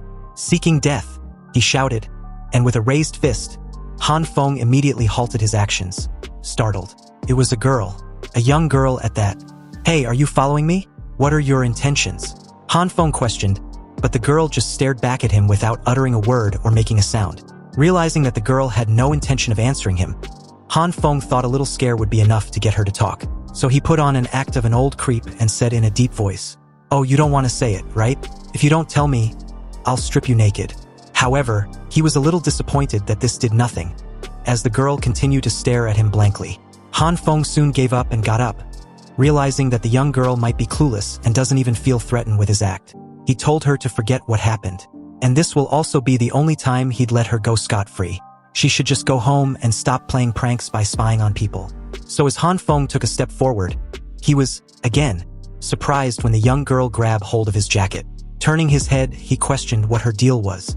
What did she want? But as she still chose to just stare at him, Han Feng told her to stop staring and just say what she wanted. Otherwise, he would leave. He didn't have the patience or the luxury of trying to figure out why she would spy on a complete stranger up the flight of stairs in the middle of the night under such weather. This time around, the girl just pointed in a direction ahead of her, and again, without uttering a word. "Do you want me to come with you?" Han Feng questioned, and the girl replied with a slight nod. And with this, Han Feng followed her. And soon they came to a door which could be opened automatically, provided you've been authorized. Also, at the top right corner was a working surveillance camera. Seeing all this surprised Han Feng greatly, who couldn't help but wonder what was going on. Inside the apartment, although spacious, was untidy, with open boxes, clothes and other stuff littered everywhere. "Did you prepare all this?" The girl nodded again. It was in that moment that Han Feng came to the conclusion that the young girl might have known about the snowstorm, just like him. So he asked the young girl if she knew that there was going to be a snowstorm. To this question, the girl nodded again. Then, she finally spoke up. She said she knew there was going to be an ice age based on the calculations and result on the data she had. She then pulled her monitor on display to let Han Feng have a look. Seeing the chat ID in the homeowners chat group, Han Feng immediately knew who she was. So with a surprised look, he asked for a confirmation if the young girl was indeed mysterious person in the chat group. And as he got his affirmation, Han Feng was amazed. "But why did you bring me to your apartment? Did you bring me here just to talk about that?" Hearing the question, the girl just pointed to her numerous surveillance screens. And as Han Feng also turned to take a look, it was something he never could have imagined. On the screen were surveillance on his hoarding activities. Every single one, from the elevator to his apartment door, including the delivery and conversation with Li Zi. Everything he did was recorded in real time. At this moment, Han Feng felt a bit violated. His entire effort to hide his activities were a mere joke in the eyes of this little girl. "Have you been spying on me?" he questioned like it wasn't obvious at this point. Without hesitation, the girl nodded again. At this moment, the young girl had taken off her clothes, and what she currently had on was only her undergarment. Han Feng was dumbfounded, clueless as to why she would undress in front of a stranger. Then he began to blush in embarrassment, and in a panicked voice he shouted, "Hey, why are you taking off your clothes suddenly?" Hearing this, the girl simply replied in a calm tone that she was feeling hot. "No, that's not what I meant. What I meant to say was stop. Stop taking off your clothes and put your pants back on." At this point, it was evident that the young girl lacked the necessary social skills to behave or talk normally in front of other people. She got into comfortable clothes seconds later and began to use her computer. And as for Han Feng, he was still trying to process everything that has transpired so far. And after a few moments in thoughts, he asked, "Were you spying on me because you became suspicious of my behavior of hoarding supplies before the snowstorm?" And to this, the girl nodded. Han Feng then asked, "So approaching me earlier and monitoring me was mainly to confirm whether there is a possibility of cooperation between us?" Another nod followed when she heard the question. And with that, Han Feng then asked for clarification. What did she mean by cooperation? Hearing this, the girl simply put down her computer, got on fours on her sofa, and walked past Han Feng to the other end. Han Feng immediately panicked upon seeing this, and asked in a panicked tone what she was doing. The girl wheeled some sort of box at the other end of the sofa, totally clueless about personal space. Her actions were completely like that of a child. She then asked Han Feng to teach her how to operate a generator. So after what seems like forever, Han Feng successfully taught her how she could operate it on her own. Then, he asked her if there was anything else she needed help with. Hearing this, she simply pointed in the direction. Han Feng taught her how to use the geyser device. "You will get hot water by adjusting it in this way, but remember to close the valve after use," he said. Next was to properly pack her foodstuffs into her freezer. Raw meat must be placed in the freezer, and it must be unpacked. "You are being too reckless." Han Feng, struggling with the boxes, asked her to not just watch but offer a helping hand. When they were done, they moved to the kitchen. "Be sure to pay attention to safety when connecting gas, and read my steps carefully. Check if the meal is ready. If it's green, it's ready. Only when there is enough gas can the fire be big and the dishes cooked out be delicious." So, with the meal prepared and ready, Han Feng told her to always eat while the meal was hot under the current weather. Suddenly, all the frustration Han Feng had been feeling about his current situation finally got to him. So as he smashed the table in front of him in frustration, he couldn't help but feel like a babysitter. "Gosh, I feel like I'm a full-time babysitter. Your self-care ability is too poor." But to his surprise, the girl just stared and agreed with him. Seeing this, Han Feng immediately said that he was just kidding. He began to eat his meal while simultaneously crying inside about how tired he was. This girl seemed like a full-time job, so he decided to address the situation before things got out of hand. Han Feng turned to her and said, "Let me make this clear first. I will go back after eating." However, he was surprised to see that the girl had fallen asleep immediately after she finished eating. "Wow, even I can't fall asleep while eating," he said in disbelief. Han Feng carried and placed her sleeping figure on the sofa, then covered her with a blanket. After that, he got his jacket and quickly made his exit, commenting that the experience felt like he was raising a baby. A while early the next day, Han Feng, who happened to be asleep, heard a knock on his door. When he opened his door, it was none other than the young girl. In front of her were some boxes she brought for Han Feng. Han Feng thanked her for her generosity, but also figured out that she needed something from him as well. The girl also happened to have wheeled her generator there as well, so she asked Han Feng to teach her how to operate it once more. They went to her apartment, and after a few days of contact, Han Feng was sure that the girl who lived upstairs from him was an absolute idiot in life. A lot of common sense was also very lacking, and this made living with her a nightmare. But at least she seemed to want to learn about life. But the problem was that Han Feng kept being dragged to her home every day to teach her, like, everything. Her cooking skills, although extremely poor, seemed to have improved. But even with this kind of meal, many people would still rush to eat it. But then again, under normal circumstances, I guess even dogs wouldn't eat it, he thought. It was in this moment that Han Feng finally realized that he hadn't asked for her name. So when he did, she replied that it was the evil king's true eye envoy, like some video game character. Hearing this, Han Feng questioned himself why he even asked. After all, this girl seems like a handful, and apart from having keen observational skills and being smart with computers, she seems like a total airhead when it comes to having survival skills. Meanwhile, at the underground parking lot, it was absolute chaos. Everyone was fighting each other for resources, and from the looks of it, the committee's stability in maintaining order had evaporated as the homeowners tear each other apart for whatever resources were there. Each homeowner's eyes sparkled fiercely with fighting spirit. Though ragged and emaciated, they showed no trace of fear, and were armed with iron rods and kitchen knives, as they fought each other to death for what little resources were available. Dark blood splattered on the clothes and the shoes of Glasses Man as a neighbor nearby was smacked on the cheek. The entire parking lot was like hell on earth, and Glasses Man, who happens to be the only person there, not fighting for resources like the rest, just watch everything unfold expressionlessly. Knowing he needed to take action to control the chaos, Glasses Man took out a megaphone, turned it on and caused a loud noise that drew everyone's attention momentarily. The noise was so deafening that everyone covered their ears. After taking a deep breath, he spoke up immediately. "Have you guys had enough? Have you beaten each other enough?" And as he said this, he helped the guy who was smacked on the cheek from earlier to his feet. Then he questioned the crowd. "Don't you think it's ridiculous that you all are beating each other to a pulp because of the last few supplies?" Hearing this, the fatty in glasses from earlier retorted, calling Glasses Man out. "You still have the nerve to say that? It was you who proposed the donation of supplies. And now, my family only received a pack of instant noodles to survive on for a few days." Another added, agreeing with what Fatty in Glasses said. "Yes, if we don't grab the resources available now, we'll starve to death." When Glasses Man heard this, he replied in a convincing tone. "Well, it seems I have to sort it out for everyone then. The distributed supplies are not enough and the donated supplies are also running out, so even if we grabbed the last bit of supplies, it still wouldn't be enough to last long. So, just like I said earlier, it's ridiculous. Do you guys deserve to starve to death? Think about it carefully. Who caused this situation? You!" The person directly in front of him replied from the crowd. Hearing this, Glasses Man just continued calmly, answering that it wasn't him. And since everyone seems to have forgotten, he would have to help refresh their memory. A loaf of bread that originally cost a few yuan was raised to dozens or even hundreds of yuan by those who had ample supplies. And as he said this, he took a piece of bread on the ground and crushed it in front of the crowd. In order to squeeze you dry, a loaf of bread is even divided into 1/5 or 1/10 for auction. Finally, they succeeded in making a fortune from the disaster, and all at your expense. And not only did you spend all your money on this food, but also started an internal conflict over the last few supplies. Isn't this ridiculous? They are the ones who have more supplies but never donated. They are also the ones who maliciously raise prices. And in the end, everyone currently present in this parking lot are the ones who needs to starve to death. Is this fair? Isn't uniting during this snowstorm the most important thing for us to do? If it is, then why don't we do just that? Why don't we go up there and get back the supplies that belong to us?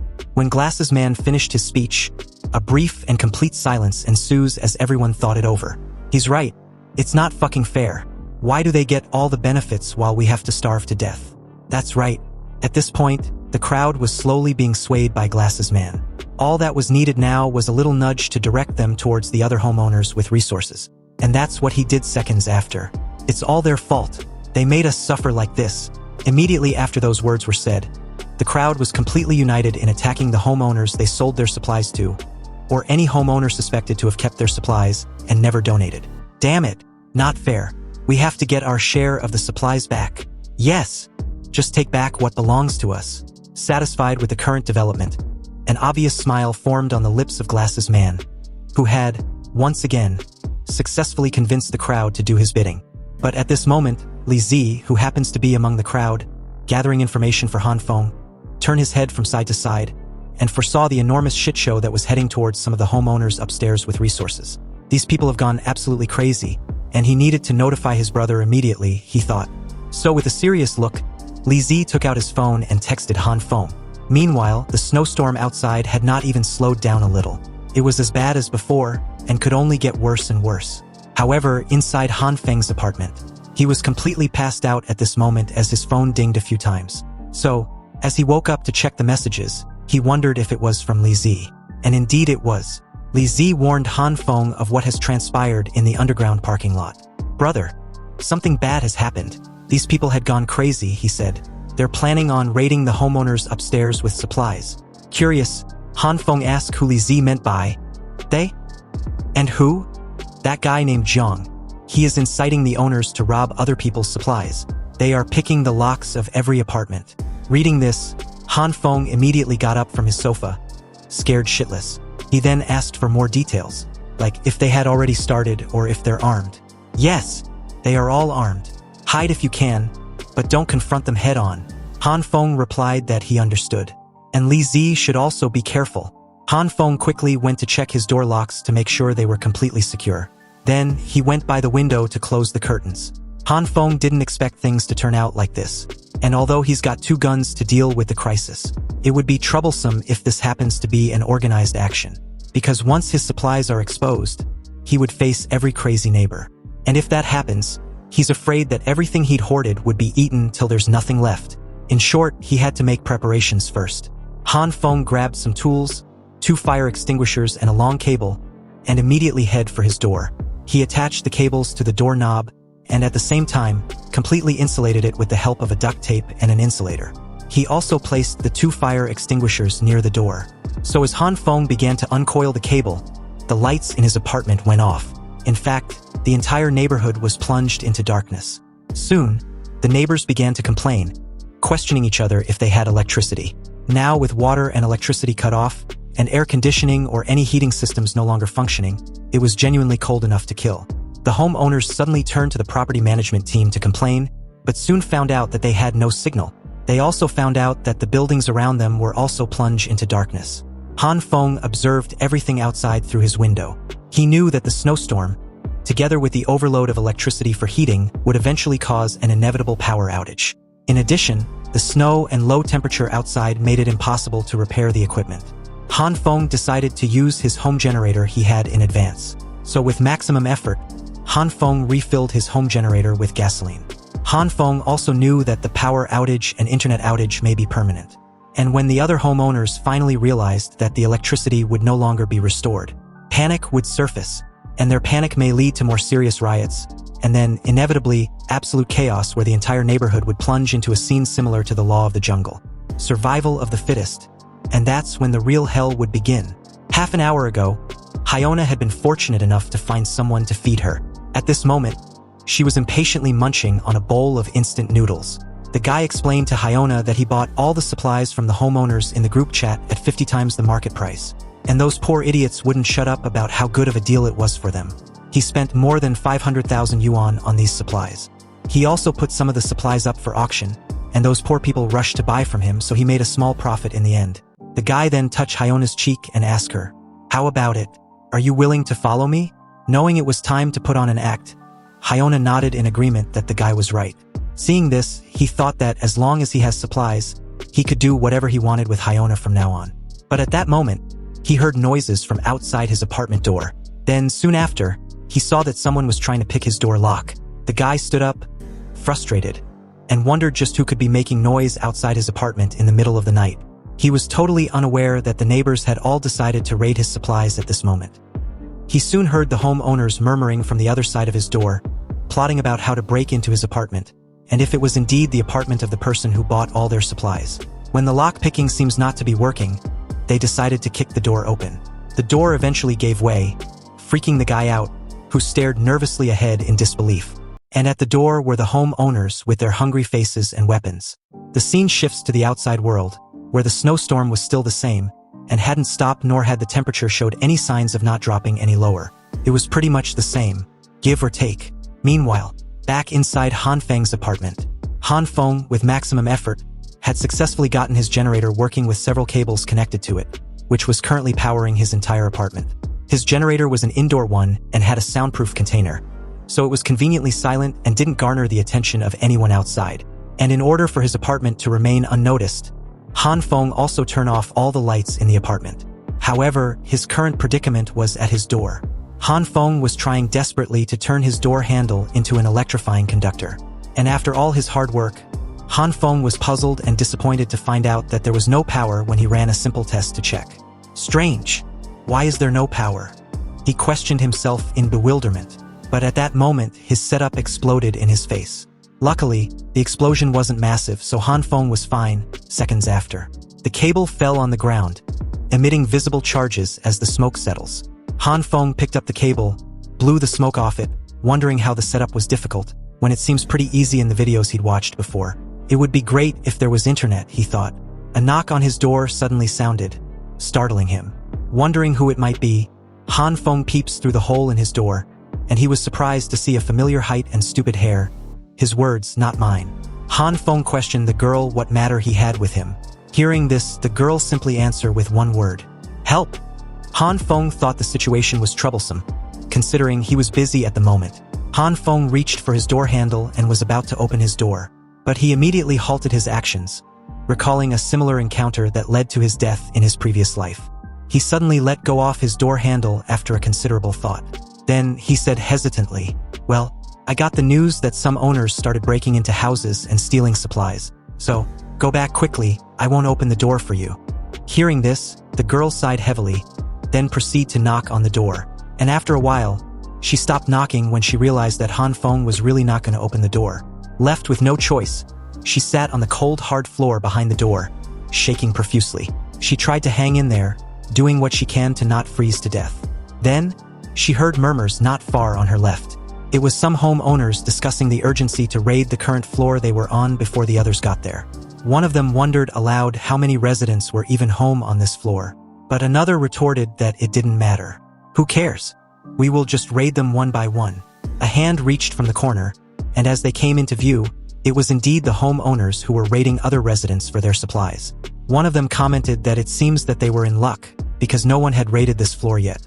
They took a moment to assess the situation, trying to figure out what apartments probably had residents. The two households over there belong to us, so let's try the rest. They got to Han Feng's door, and got their crowbar ready to budge it open. "Hello, is anyone home? Hello? We are here to deliver supplies." Behind the door inside the apartment was Han Feng, who was sitting on the floor with his hand tightly covering the girl's mouth. Immediately after, a loud rattling sound continuously persisted outside Han Feng's door as the intruders tried to force the door open. Han Feng tried to reassure the girl to not be afraid. His door was reinforced, he whispered. But from the looks of it, the girl was not the least bit panicked. The door handle was also forcefully tried several times, but nothing. How come this door is so strong? Even the door handle can't be broken by kicking. You're right, big brother. Why don't we break into the house next door first? With no other choice left, they agreed and decided to mark Han Feng's door for later. When Han Feng heard this, he was relieved they finally gave up. Also, he thought of how he was fortunate to focus on reinforcing his door and handle when he had the chance. Back then, when he suggested that the constructor should add a 5 cm steel plate inside his door and reinforce the handle. The guy was puzzled, and even asked if Han Feng was hiding from debt collectors. At this moment, his eyes suddenly widened when he realized he might have suffocated the girl. "Sorry, it's okay now. I was afraid they would notice that there were people at home, so..." Han Feng was cut off as the girl thanked him and replied that it was fine. Han Feng and the girl remained where they were, for a while, and after what seemed like forever, Han Feng told the girl that he believes the homeowners had left. Then, he went back to work, trying to get his electrocuting project to work. "Wait till I fix this thing, and if anyone dares to kick my door again, I'll electrocute them to death," he said. A bit puzzled with what Han Feng was doing, the girl asked. "It is a defensive measures against electric shock," Han Feng replied. But then he remembered that the girl didn't even understand basic survival needs. How could she understand what he was doing? "Oh, that's right. You still won't understand even if I tell you. I don't even understand it myself. Why this damn electric shock device is so difficult to use." Han Feng questioned himself in frustration, but what he never expected was what happened immediately after. The girl spoke up, explaining what he was trying to accomplish to him. "The anti-theft device uses the difference between electric current and voltage," she said with a knowing look. "Do you know?" Han Feng asked in bewilderment. Hearing the question, the girl simply nodded and replied that it was very simple if you know what you're doing. She continued, explaining the procedure to Han Feng. After power off, wrap the bare wires of the electric wires around the door handle to insulate them. Then connect the ground wire of the distribution box to the door handle. Then finally, turn on the power again. When Han Feng turned the power back on when he was done, he tested it, and it was a success. "Wow. It worked. It was really successful. How do you know this?" The evil king's true eye has the ability to see all the truth in the world. Immediately upon hearing her response, Han Feng wondered why he even asked. When he was done, he carried the remaining cable and his toolbox, and told the girl that if she needed his help settling him momentarily, she should just tell him. Han Feng said this, expecting a reply, but when he got none, he told the girl he was asking her a question. The girl just unpacked her stuff hidden underneath her jacket and replied that the evil king's true eye will reside here. The girl's reply initially didn't register in Han Feng's mind, so when it finally did, Han Feng shouted, asking the girl what she meant by what she just said. "You must be kidding. Absolutely not. You're not going to reside here," he said. Unbeknownst to Han Feng, the cable coiled on his left arm fell right on his feet. And in the midst of all his shouting session, he unknowingly took a step forward, trying to approach the girl. His feet got trapped in the coiled cable, causing him to trip over, crashing headfirst on the table in front of him with a loud bang. As the dust settles seconds after, Han Feng commented that the fall hurts like hell. Then, almost immediately, he again commented that the fall didn't hurt as much as he thought it would. The body, which was supposed to be aching as a result of clashing into a table, felt completely fine. It was as if Han Feng just fell on the floor rather than a table. Han Feng's hands were glowing purple, but he didn't seem to have noticed. To be exact, his attention was preoccupied with his coffee table in front of him. Huh? My coffee table, he murmured. Han Feng got closer and picked up his coffee table, which, at that moment, looked like a cloth. It seems that the table's molecular structure had changed drastically, and it was in this moment that Han Feng also noticed his purple glowing hand. Huh? Purple light? Could it be that this purple light turned the coffee table into this? Even the toolboxes and these scattered things. Indeed, it was as he said, everything that had a direct contact with his hand faced the same outcome as his coffee table. Han Feng picked up the hammer in the toolbox, but soon found out that the hammer was flexible and bending like a lightweight rubber. In simple words, this purple light can make objects soft? Han Feng wondered in amazement, but he immediately remembered that he wasn't alone in his apartment. That's right, he had a guest. Oops, I forgot there's someone else at home. Turning his head to face the girl, he thought nervously as he began to sweat bullets. On the other hand, the girl watched the entire scene without uttering a word like she always does. She was confused and speechless about what she'd just witnessed. The girl continued to simply stare at Han Feng for a considerable amount of time, silent and expressionless. Then, suddenly, she got up with her laptop in hand, her eyes sparkling with excitement and wonder. Is he also the messenger chosen by the evil king's true eye? She questioned herself with an evident curiosity. And Han Feng was dumbfounded with her sudden behavior, because it was not a typical behavior any person who'd witnessed such a weird and freaking scene will naturally exhibit. But this could be a good thing that could work in Han Feng's favor. He quickly got his act together, improvised by striking a pose with his jelly-like hammer in one hand and the other on his face, and said, "Yes, that's right. I am also a subordinate chosen by the evil boss, so this strange phenomenon often occurs." Inwardly, he thought the girl had a very strange way of thinking, so he believed he could get away with it. But what happened after left him in a bit of a pickle. The girl simply stretched out her hand, and as Han Feng, with a confused demeanor, did the same. She told Han Feng that since they were both messengers chosen by the evil king's true eye, then they should support each other, and the current resting room they were in should be shared. Room sharing? It took a moment for Han Feng to realize that what she meant by the resting room was his apartment. Han Feng sighed helplessly with his head and eyes lowered. And before he could finish explaining himself as to why he was not having any roommate, the girl had already reached the door to the other room behind Han Feng. And accompanied with a loud thud by the shutting door, Han Feng's eyes widened when he realized that the girl had already left and was inside the other room behind him. "Hey, I haven't agreed yet. Do you really think this is the evil king's lair?" he said. "Oh, forget it." Han Feng decided to let her be. His immediate priority was his purple glowing hand a while ago. So as he stares at the jelly-like hammer in his hand, he wondered silently, what was that purple light just now? Can it make things softer? It seems that I have more than those two kinds of light, but if there are others just like this purple light that I hadn't discovered, then I wonder just how many there are. Anyway, I should investigate the purple light first. Han Feng closed his eyes and tried to summon his purple glowing hand, but nothing. He then began to recall, trying to analyze the situation that led to that outcome. The purple light appeared when I was tripped by the wire and about to hit the coffee table. Recalling all this gave Han Feng an idea. So as he held on to the wires, Han Feng tried to remember the feeling he had at that time. The feeling of being in a dangerous situation. And just like that, Han Feng was stunned to see his hands glowing with purple light. It's out.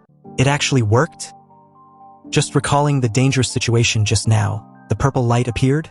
Han Feng said this, a little taken aback. At that moment, something else also got his attention. Wait, does this purple light also have an effect on wires? That's right. In his hand, the wires had also turned into a jelly-like substance. With this new development, Han Feng knew that the purple light might have a large range of things it can affect. And there might be more to it than just making things soft. So, Han Feng immediately heads to his kitchen, deciding to try it on something else. Han Feng grabbed a large kitchen knife, closed his eyes and prepared himself to summon the purple light. Seconds after, he succeeded in his summoning, and the purple light immediately took effect, softening the knife. "Whoa, it works on steel too, and the texture is like jelly," he commented in amazement. So, after a while, Han Feng had successfully tried the purple light on various items he could think of, such as his fork, spoon, a glass cup, and many others. After all this, he realized that apart from turning things to jelly, there was no other changes. And the longer the purple light was used, the more the object will be softened.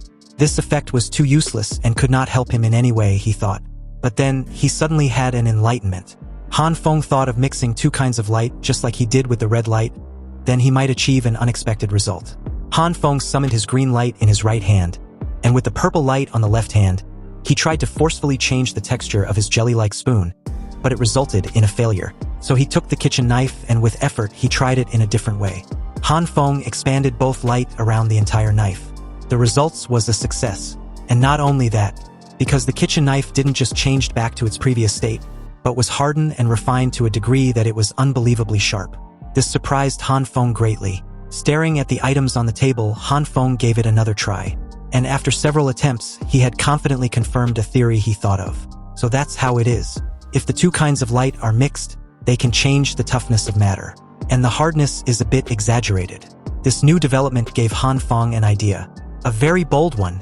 Meanwhile, outside his apartment, on the flight of stairs, two homeowners who had recently raided for supplies were discussing whether to hand them over like they're supposed to. The one behind asked curiously, "Hey man, you're not really planning on handing over the looted supplies soon, are you?" "I don't even have enough to eat myself," the other replied. "If we hand them over, they have to share it with the women and the old people." "Why?" "You're right. But if we do this, we must keep this a secret. Otherwise we'll be in trouble if anyone finds out." At this moment, the one ahead told the other to look behind him. Puzzled, the other questioned what he was referring to as he curiously turned around. When he did, his expression immediately changed, with his flashlight illuminating the entire area. The thick, concrete wall behind them was sort of moving, and this could be easily spotted as the 18th floor written on it was moving as well. "The wall. The wall is creeping?" he said. Suddenly, a human face appeared on it, and as the form became clearer, it came really close, about a breath away, from the frightened homeowner, who was about seconds away from wetting his pants. The figure took the shape of a ghostly figure. "There is a ghost on this floor." Scared shitless, the two simultaneously said this, shaking profusely, and immediately made a run for it with their supplies. On the other hand, the supposed ghost on the wall was struggling to free itself because it was finding it hard to breathe.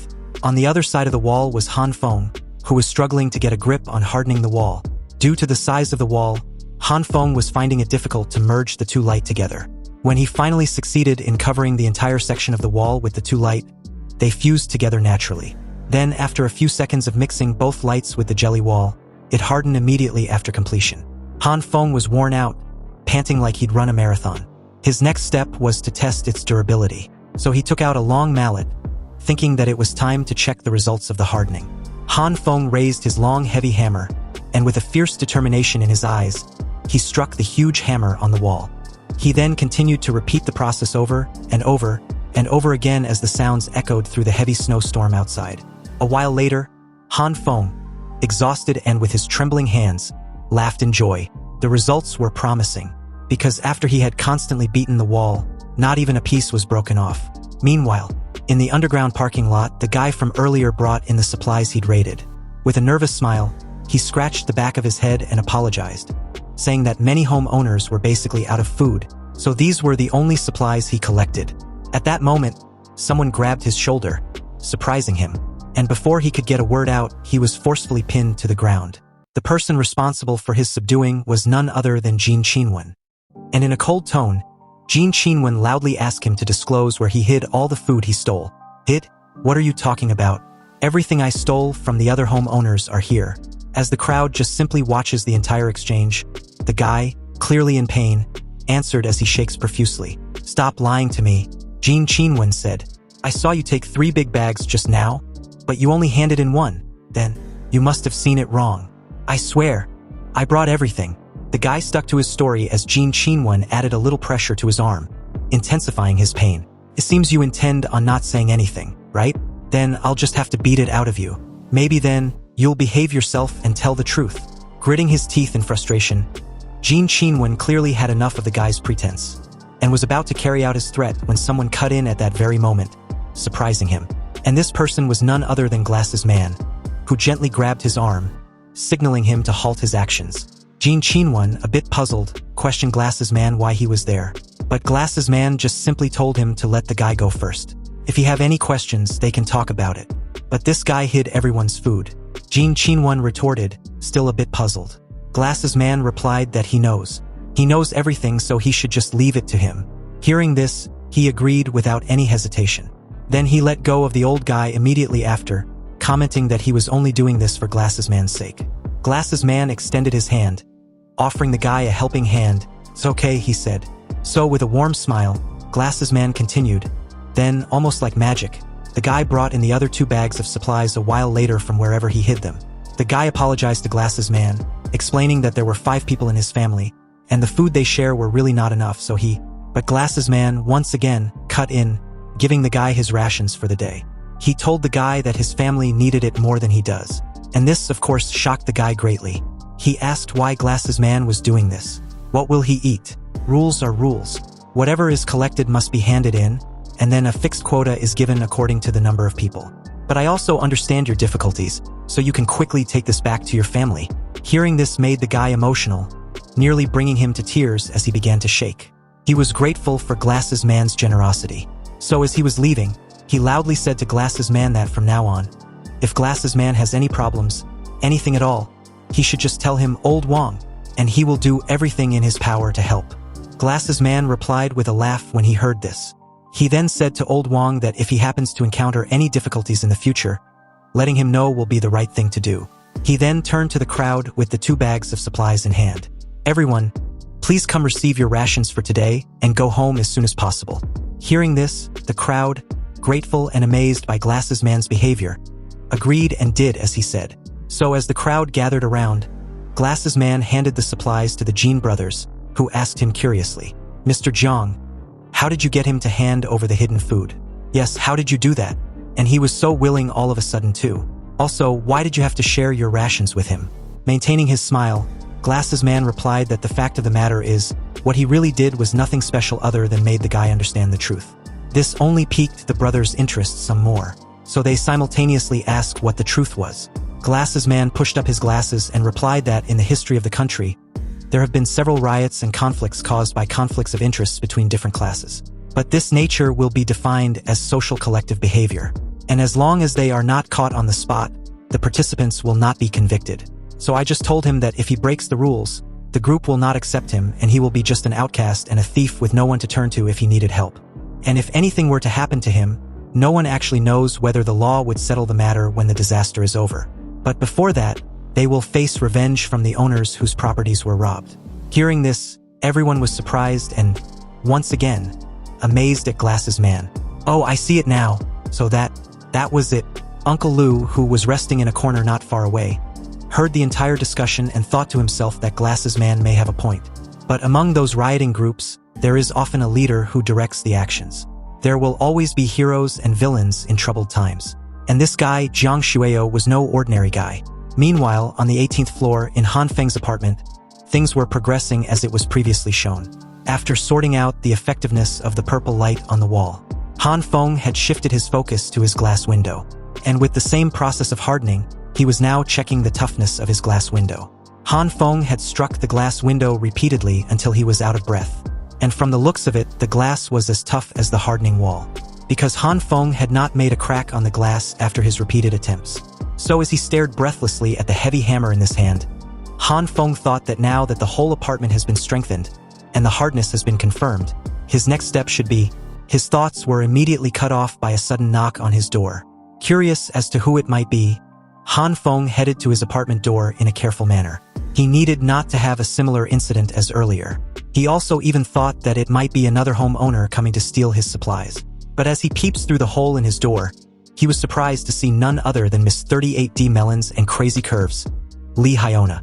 And what was more important was that the current situation was identical to the scene from his previous life that led to his death. It had the same settings. Indeed, this was it. This was the time Han Feng met his end. Hyona, shaking profusely, told Han Feng that it was her. "I have thought it through these days." Hyona read her script, identical to what she said in Han Feng's previous life. I cannot let you down. Only in times of trouble can one understand true love. And only those who truly love me will give me their all unconditionally. If you don't believe me, open the door and touch my heart.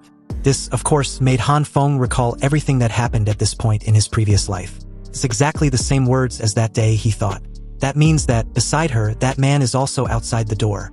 Finally, I can finally get what I have been waiting for. I just need to shoot these two bastards to death. Han Feng quickly left his apartment door, rushing to get his rifle. But as he got closer, within a touching distance, he halted in his tracks. Wait, there's a power outage now. The enemy is in the dark, and I'm in the light. If I can't kill them with one strike, I might get killed again. If I use the electric shock, then I have to trick them into holding the door handle at the same time, which is impossible. And I'm not sure how effective this electric shock is. Thinking of all this, Han Feng tried to calm down. He had been waiting for this moment, and finally, it was here. He needed to calm down and think this through. But first, he had to sort out the current situation about the light. So Han Feng quietly turned off his generator. Then, he closed his eyes with his hands leisurely resting on the heavy hammer's handle. Focused. And as he calmed himself, he thought, the biggest threat to me now is not Li Hyona, but the man hiding in the dark. So if I go out there, I have to instantly locate him and also give him a fatal blow in the process. This might be to my disadvantage, because if I make one wrong move, it's over. Okay, so how can I determine his location in advance in the apartment? I remember the guy should be hiding in the corner behind my door, and that place is a blind area. In my previous life, the attack came from this direction, so it's probably here at this spot, although it will take some time. But it might work with a bit of luck. Han Feng quietly and carefully activated his purple light as he touched the wall. Meanwhile, outside his apartment's door, Hyona, on the other hand, wondered why there was no response. So she asked again in a hopeful manner, Han Feng, are you still there? Please open the door. Han Feng, the guy who waited patiently in the blind spot with his iron bat, asked Hyona. Hey, is this guy worth our efforts? Yes, Hyona replied. He still had some supplies left, and it occurred to me a while ago that he had bought a truckload of goods the day before the disaster. Hearing this made the guy smirk. He was clearly pleased to hear this. Oh, then this guy is enough for us to eat for many days. Unbeknownst to him, a portion of the wall not far away behind him, covered with purple light, began to move. Then, something also began to form immediately after. So, little by little, the form took shape. And as it did, it took the shape of a hammer. But at this moment, the guy heard some sound. So he whispered, asking Hyona if she'd heard something. No, I didn't hear anything. What sound? I seemed to hear something behind me. As he said this, the guy turned his head to take a look behind him. And as he did, what followed immediately after was a massive smack on his cheek as a lot of blood splashed from his mouth. He may have lost some teeth too. Accompanied with a loud bang, he crushed heavily on the ground in an instant, letting go of his iron bat. Hyona, shocked, was momentarily speechless seeing this. And as she got her act together, she asked the guy what was wrong. But as the guy laid on the floor, trembling all over and unable to respond, Hyona told him not to scare her. What was wrong? In this moment, Han Feng's apartment door opened with a click, and as Hyona turned to look, she was met with a fire extinguisher. Han Feng released the visibly white gas in the fire extinguisher directly on Hyona's face as she screams in pain like the siren of the Pacific she was. With her eyes closed, Hyona, shaking profusely, begs for Han Feng to stop. She was finding it hard to breathe. But as her dramatic plea fell on deaf ears, Hyona's eyes bulge out a little as she began to suffocate. Fortunately for her, the gas in the fire extinguisher stopped seconds after. Hyona took a couple steps back, and when she did, she started to cough loudly, over and over again until she heard someone groaning in pain beside her. She turned her head slightly and was surprised with what she saw. Hyona's boyfriend, who was brutally battered and shaking uncontrollably, turned out to be the guy she received help from earlier. All the food he managed to deceive and buy from the other homeowners were taken away when his apartment was raided. Left with nothing to eat, he and Hyona targeted Han Feng, thinking he was an easy prey. However, the current situation they were in was totally something none of them expected. Hyona was in a predicament at the moment, not knowing what to do when the guy, with about a dozen of his teeth knocked out, pleaded for her to save him. But Hyona just simply stared, speechless. She had no idea what to do in that moment. After all, she thought what was required of her was to make Han Feng open his apartment door, and he would have taken care of the rest. But at that very moment, suspicious hands reached for her from the shadows. and as the hands tried to grab hold of her, Hyona fearfully stepped backwards and fell on her behind with a loud thud. Han Feng narrowly missed her as he only managed to grab a few strands of her hair in his attempt. Hyona, on the other hand, got up in a split second and bolted like her life depended on it. And given the current situation, it was. She shouted for help as she ran as fast as her legs could carry her. Han Feng just stared at her in frustration. He was a bit angry at himself for his slip-up. And as Hyona's figure disappeared from the corridor seconds later, he was taken aback about how quick she was. Hyona's escape was even faster than a fire drill. The guy she left behind also tried to get on his feet, alarming Han Feng. He kicked the guy in the stomach. "Who gave you permission to get up?" "Who?" he asked. Han Feng raised his leg and was about to continue his assault when the guy started to vomit, pleading for him to wait. He should wait for a moment. Did Han Feng know who his father was? "If you dare to touch me again," he said, "I will." Han Feng punched the guy in the face, cutting him off in the middle of his threats. Then, he kneed him on his chin with an uppercut. "You think you can threaten me in a time like this? I don't care who your dad is. After all, it's you I'm hitting, not him." The guy immediately raised his hand, and again, pleaded for Han Feng to wait. "Wait a moment, big brother. I have no grudges against you. Why do you?" He was cut off again with another punch in the face. Han Feng spared him no words as he got on top of him and started punching him repeatedly. Realizing that Han Feng was dead set on killing him, he asked why. Why was he trying to kill him? Was his life so worthless in his eyes? Han Feng continued with his assault, and didn't even stop when flesh blood continued to drip from his raised fist. So when he eventually halted his actions, the guy's face was bloodied and beaten so badly that he could barely see or talk. His shaking body also intensified. But Han Feng neither cared nor did he want it to stop. He grabbed the iron bat initially intended for him, and as he walked up to the guy, he started to cry, realizing that his permanent end was near. His last request was for Han Feng to give him a reason. Why was he really doing this? Reason. Han Feng said this through his clenched teeth. "Stop pretending already." Without any hesitation in his movement or decision, he swung the iron bat directly on the guy's head, deleting him. His blood splattered on the cold floor, and the scene was similar to the treatment Han Feng received in his previous life. Han Feng, breathing rapidly, commented that in his previous life, did the guy ask why when he killed him? Suddenly, when the adrenaline subsides and the realization of what he had done hit him, he covered his mouth in attempt not to vomit. But that was unsuccessful, as seconds after, he knelt on both knees and vomited all the content in his stomach. At this moment, he heard something behind him, and as he turned to have a look, it was none other than his roommate, the evil king's true eye. Upon witnessing the scene in front of her, the girl just bent down, touched the pool of blood with her finger, and with an expressionless look, asked Han Feng if he needed any help. The scene shifts back inside Han Feng's apartment a while later, where he sat across from the girl, who was busy eating. Han Feng felt uneasy as he contemplated, thinking about the girl's behavior. Such a horrific scene, but she was not afraid at all, he thought. In fact, it felt like it was nothing new to her. This girl is a little scary. It's better not to let her stay in my house. Han Feng tried to convince her that people may come back for revenge at any time, and she will be implicated if she stays in his apartment. Upon hearing this, she simply replied with an "oh," then continued with her drink. Han Feng wanted to know if she agreed with his reasoning or not. After all, she was doing this for her own good, he said. The girl just straight out rejects the idea and replied that she would rather stay. And this pissed Han Feng off greatly as he gritted his teeth in frustration. He tried once more, reminding the girl that it was too dangerous to stay in his apartment. There was a high chance that they would die.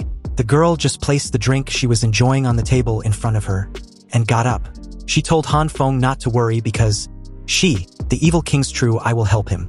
She then turned to leave, commenting that the evil king's true eye's energy was running out, so she needed to go into hibernation. Han Feng grabbed her arm and told her to wait a moment. She shouldn't keep trying to evade him with her immature remarks. He was talking to her about real issues. Her attention fell on her arm grabbed by Han Feng, and as she stared back at him, she told Han Feng that she promised to help him. She then grabbed her door handle and opened the room she'd been staying in. Whatever is inside changed Han Feng's expression to the look of absolute shock.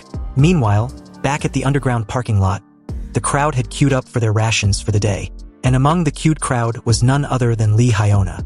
Hyona waited patiently in line till it got to her turn, and as she received her rations, she stared at it in thoughts. She waited for her boyfriend all night, but he never came back. She was also wondering what exactly happened.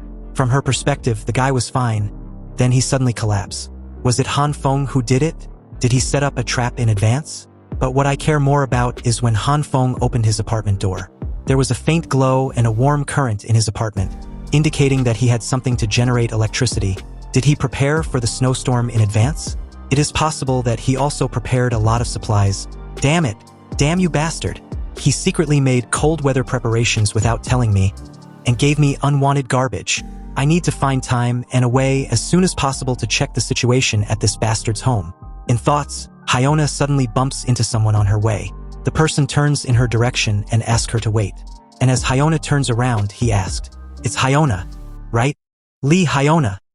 At this moment at the underground parking lot, Hyona shielded her gaze from the blinding flashlight as the guy excitedly offered her a place to warm herself up. "A couple people and I have a fire pot in the lobby of Building 5, he said. "Would you like to join us and warm yourself up?" Upon hearing the question, Hyona thought of the guy being one of her many bootlickers and also probably had bad intentions. So she turned around and refused the offer on the spot, claiming she can just go to her apartment and warm herself up. But thanks for the offer. Suddenly, the guy grabbed her arm and told her to wait. Then, deciding to offer her another enticing offer, he tried again, claiming he had a lot of food there as well. "Just come to my house and stay with me for a few days, and I will take care of you." He closed the remaining distance between them and whispered that Hyona should just think about it. She could live comfortably from this point forth if she comes with him. "After all, I have always liked your type." Hearing this made Hyona feel creeped out and annoyed. To her, the guy was just spouting nonsense endlessly. So, with great effort, she freed her arm forcefully and loudly shouted for the guy to get lost. "Who does he think she is? And who cares about your garbage food?" The guy was stunned for a moment, but seconds later, he grabbed Hyona's hand, and in anger, told her to stop pretending. "You're shamelessly going around, claiming supplies. Do you really think no one sees you? Now, you think you can pretend to be a member of the property management committee? Believe it or not, I will expose you." Hyona had nothing to say to this and demanded that the guy let go of her hand. He was hurting her. But at this moment, the other homeowners nearby heard what the guy said and began to badmouth about Hyona, who immediately noticed this and was displeased. So, in anger, Hyona also smacked the guy on the cheek with her food, loudly shouting for the guy to let go of her hand. The guy's eyes bulged out as she stared at her with murderous intent. "You bitch!" he shouted with his flashlight raised, intending to rearrange Hyona's facial features with it. But what happened after was a resounding bitch slap across his face. The slap was so massive and so intense that his eyes rolled, and seconds after, he was thrown several distance away into a wall. The person responsible for the slap shouted that the guy should be ashamed of bullying a defenseless woman in public. This commotion drew the attention of the homeowners present, who curiously questioned themselves what happened, and if it was indeed a person who flew by just now. But upon seeing the guy trembling all over on the floor, some wondered if a fight broke out, while others suggested they call Glasses Man to resolve whatever it is that just happened. Nurse Jean, responsible for the assault, asked Hyona if she was okay. "Are you hurt or feeling unwell?" Seeing the strength of Nurse Jean, Hyona raised her hand and nervously replied that she was all right. "Thank you," she added. With a warm smile, Nurse Jean offered her business card to Hyona, adding that if she ever feels uncomfortable or have any discomfort anywhere, she can come over and take a look. "Oh, no thank you." Hyona rejected any assistance offered, covering her face with her scarf and turned to leave, surprising her helper. Unexpectedly, the guy, who was presumed to have been dealt with, grabbed hold on the scarf around the neck of Nurse Jean and pinned her forcefully on the floor. "Another fucking bitch," he said. "Mind your own freaking business. Believe it or not, I'm going to kill you." With a raised fist, the guy shouted, blinded with an uncontrolled rage. But before his fist could descend on his attacker, another hand reached out and grabbed him by his heavy jacket. Then, with great force, he was smacked on the cold, hard floor. And for the second time within a few minutes, the guy was trembling all over. The person who intervened this time around was none other than Li Zi. Li Zi had a cigarette in his mouth, and as he stared at the guy with hollowed eyes, he made mention that the most disgusting men in his life so far were the ones that lay their hands on a woman. Does he want to die? As the guy tried to get back up, Glasses Man appeared at the scene, demanding for everyone to give way. "What's going on?" he asked. The homeowners around saw him and was relieved by his presence. As soon as the question was asked, the guy spoke up before anyone else. "Mr. Jiang, this woman is claiming supplies. I saw her hanging out with the rich second generation who was driving up prices before." Hearing the accusation, Hyona immediately retorted that she didn't do no such thing. How dare you? A jerk who beats a woman wants to complain like some victim. In a flash, Li Zi raised his fist behind the guy in anger. And before he could take action, he was surprised to see Glasses Man grab the guy by his jacket and questioned him with a serious expression. What do you think of the Property Management Committee? Protecting the vulnerable groups and ensuring that everyone has enough food to eat is our duty and responsibility. The guy nervously apologized, saying he was wrong and it wouldn't happen again.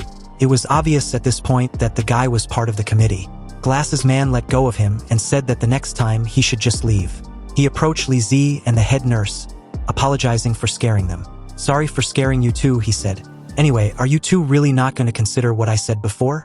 Li Zi immediately turned and left the scene, saying he had no interest in gang robbery. He would rather starve to death than join Glasses Man and his committee. This sudden behavior startled both Glasses Man and Nurse Jean, who turned her gaze towards him, and with her usual warm smile, apologized. I'm sorry, Mr. Jiang. I still can't accept this method, she said. However, if you have patients that need my medical assistance, then I can still help. Hearing this, Glasses Man thanked Nurse Jean for her offer. He then sighed heavily as he stares at the two departing figures. But at this moment, Hyona called out to him from behind. So with a puzzled look, Glasses Man turned to her as she asked if he could join him.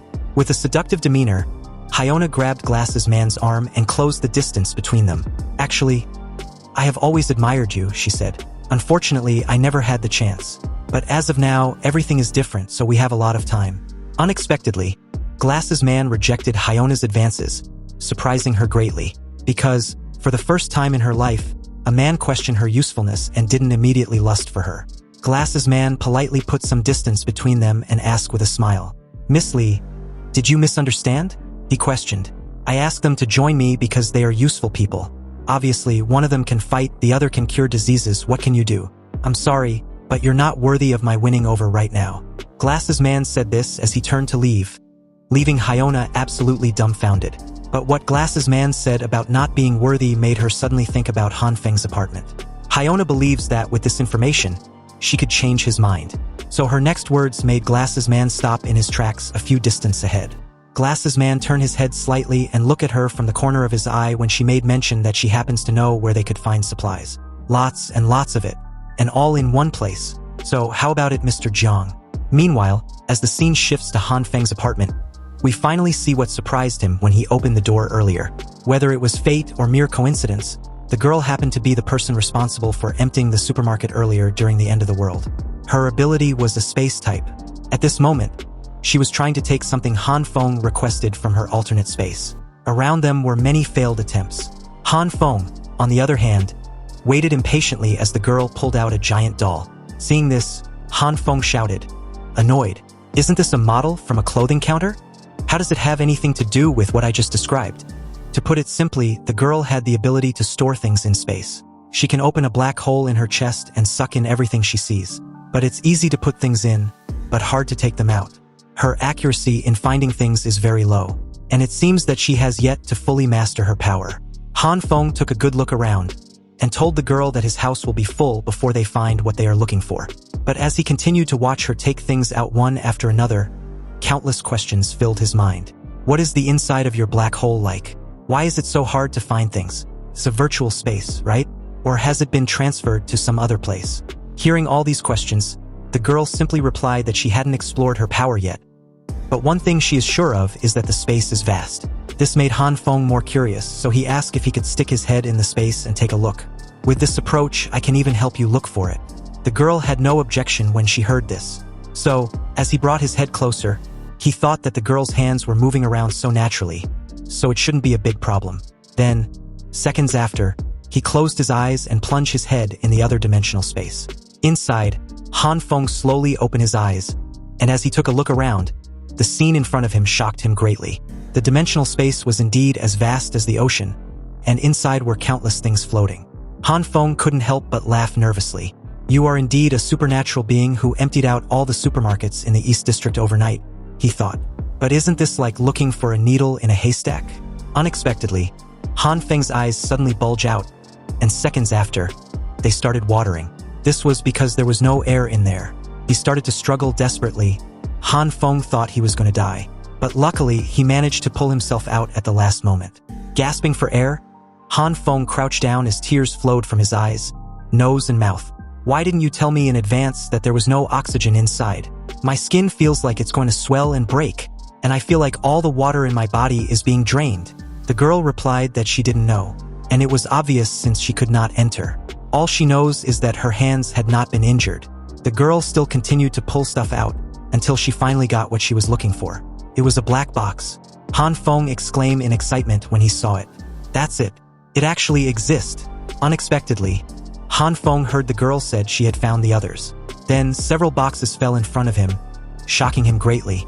Meanwhile, as the scene shifts to the flight of frozen stairs of the apartment complex, on one floor after another, silent footsteps could be heard approaching the 18th floor.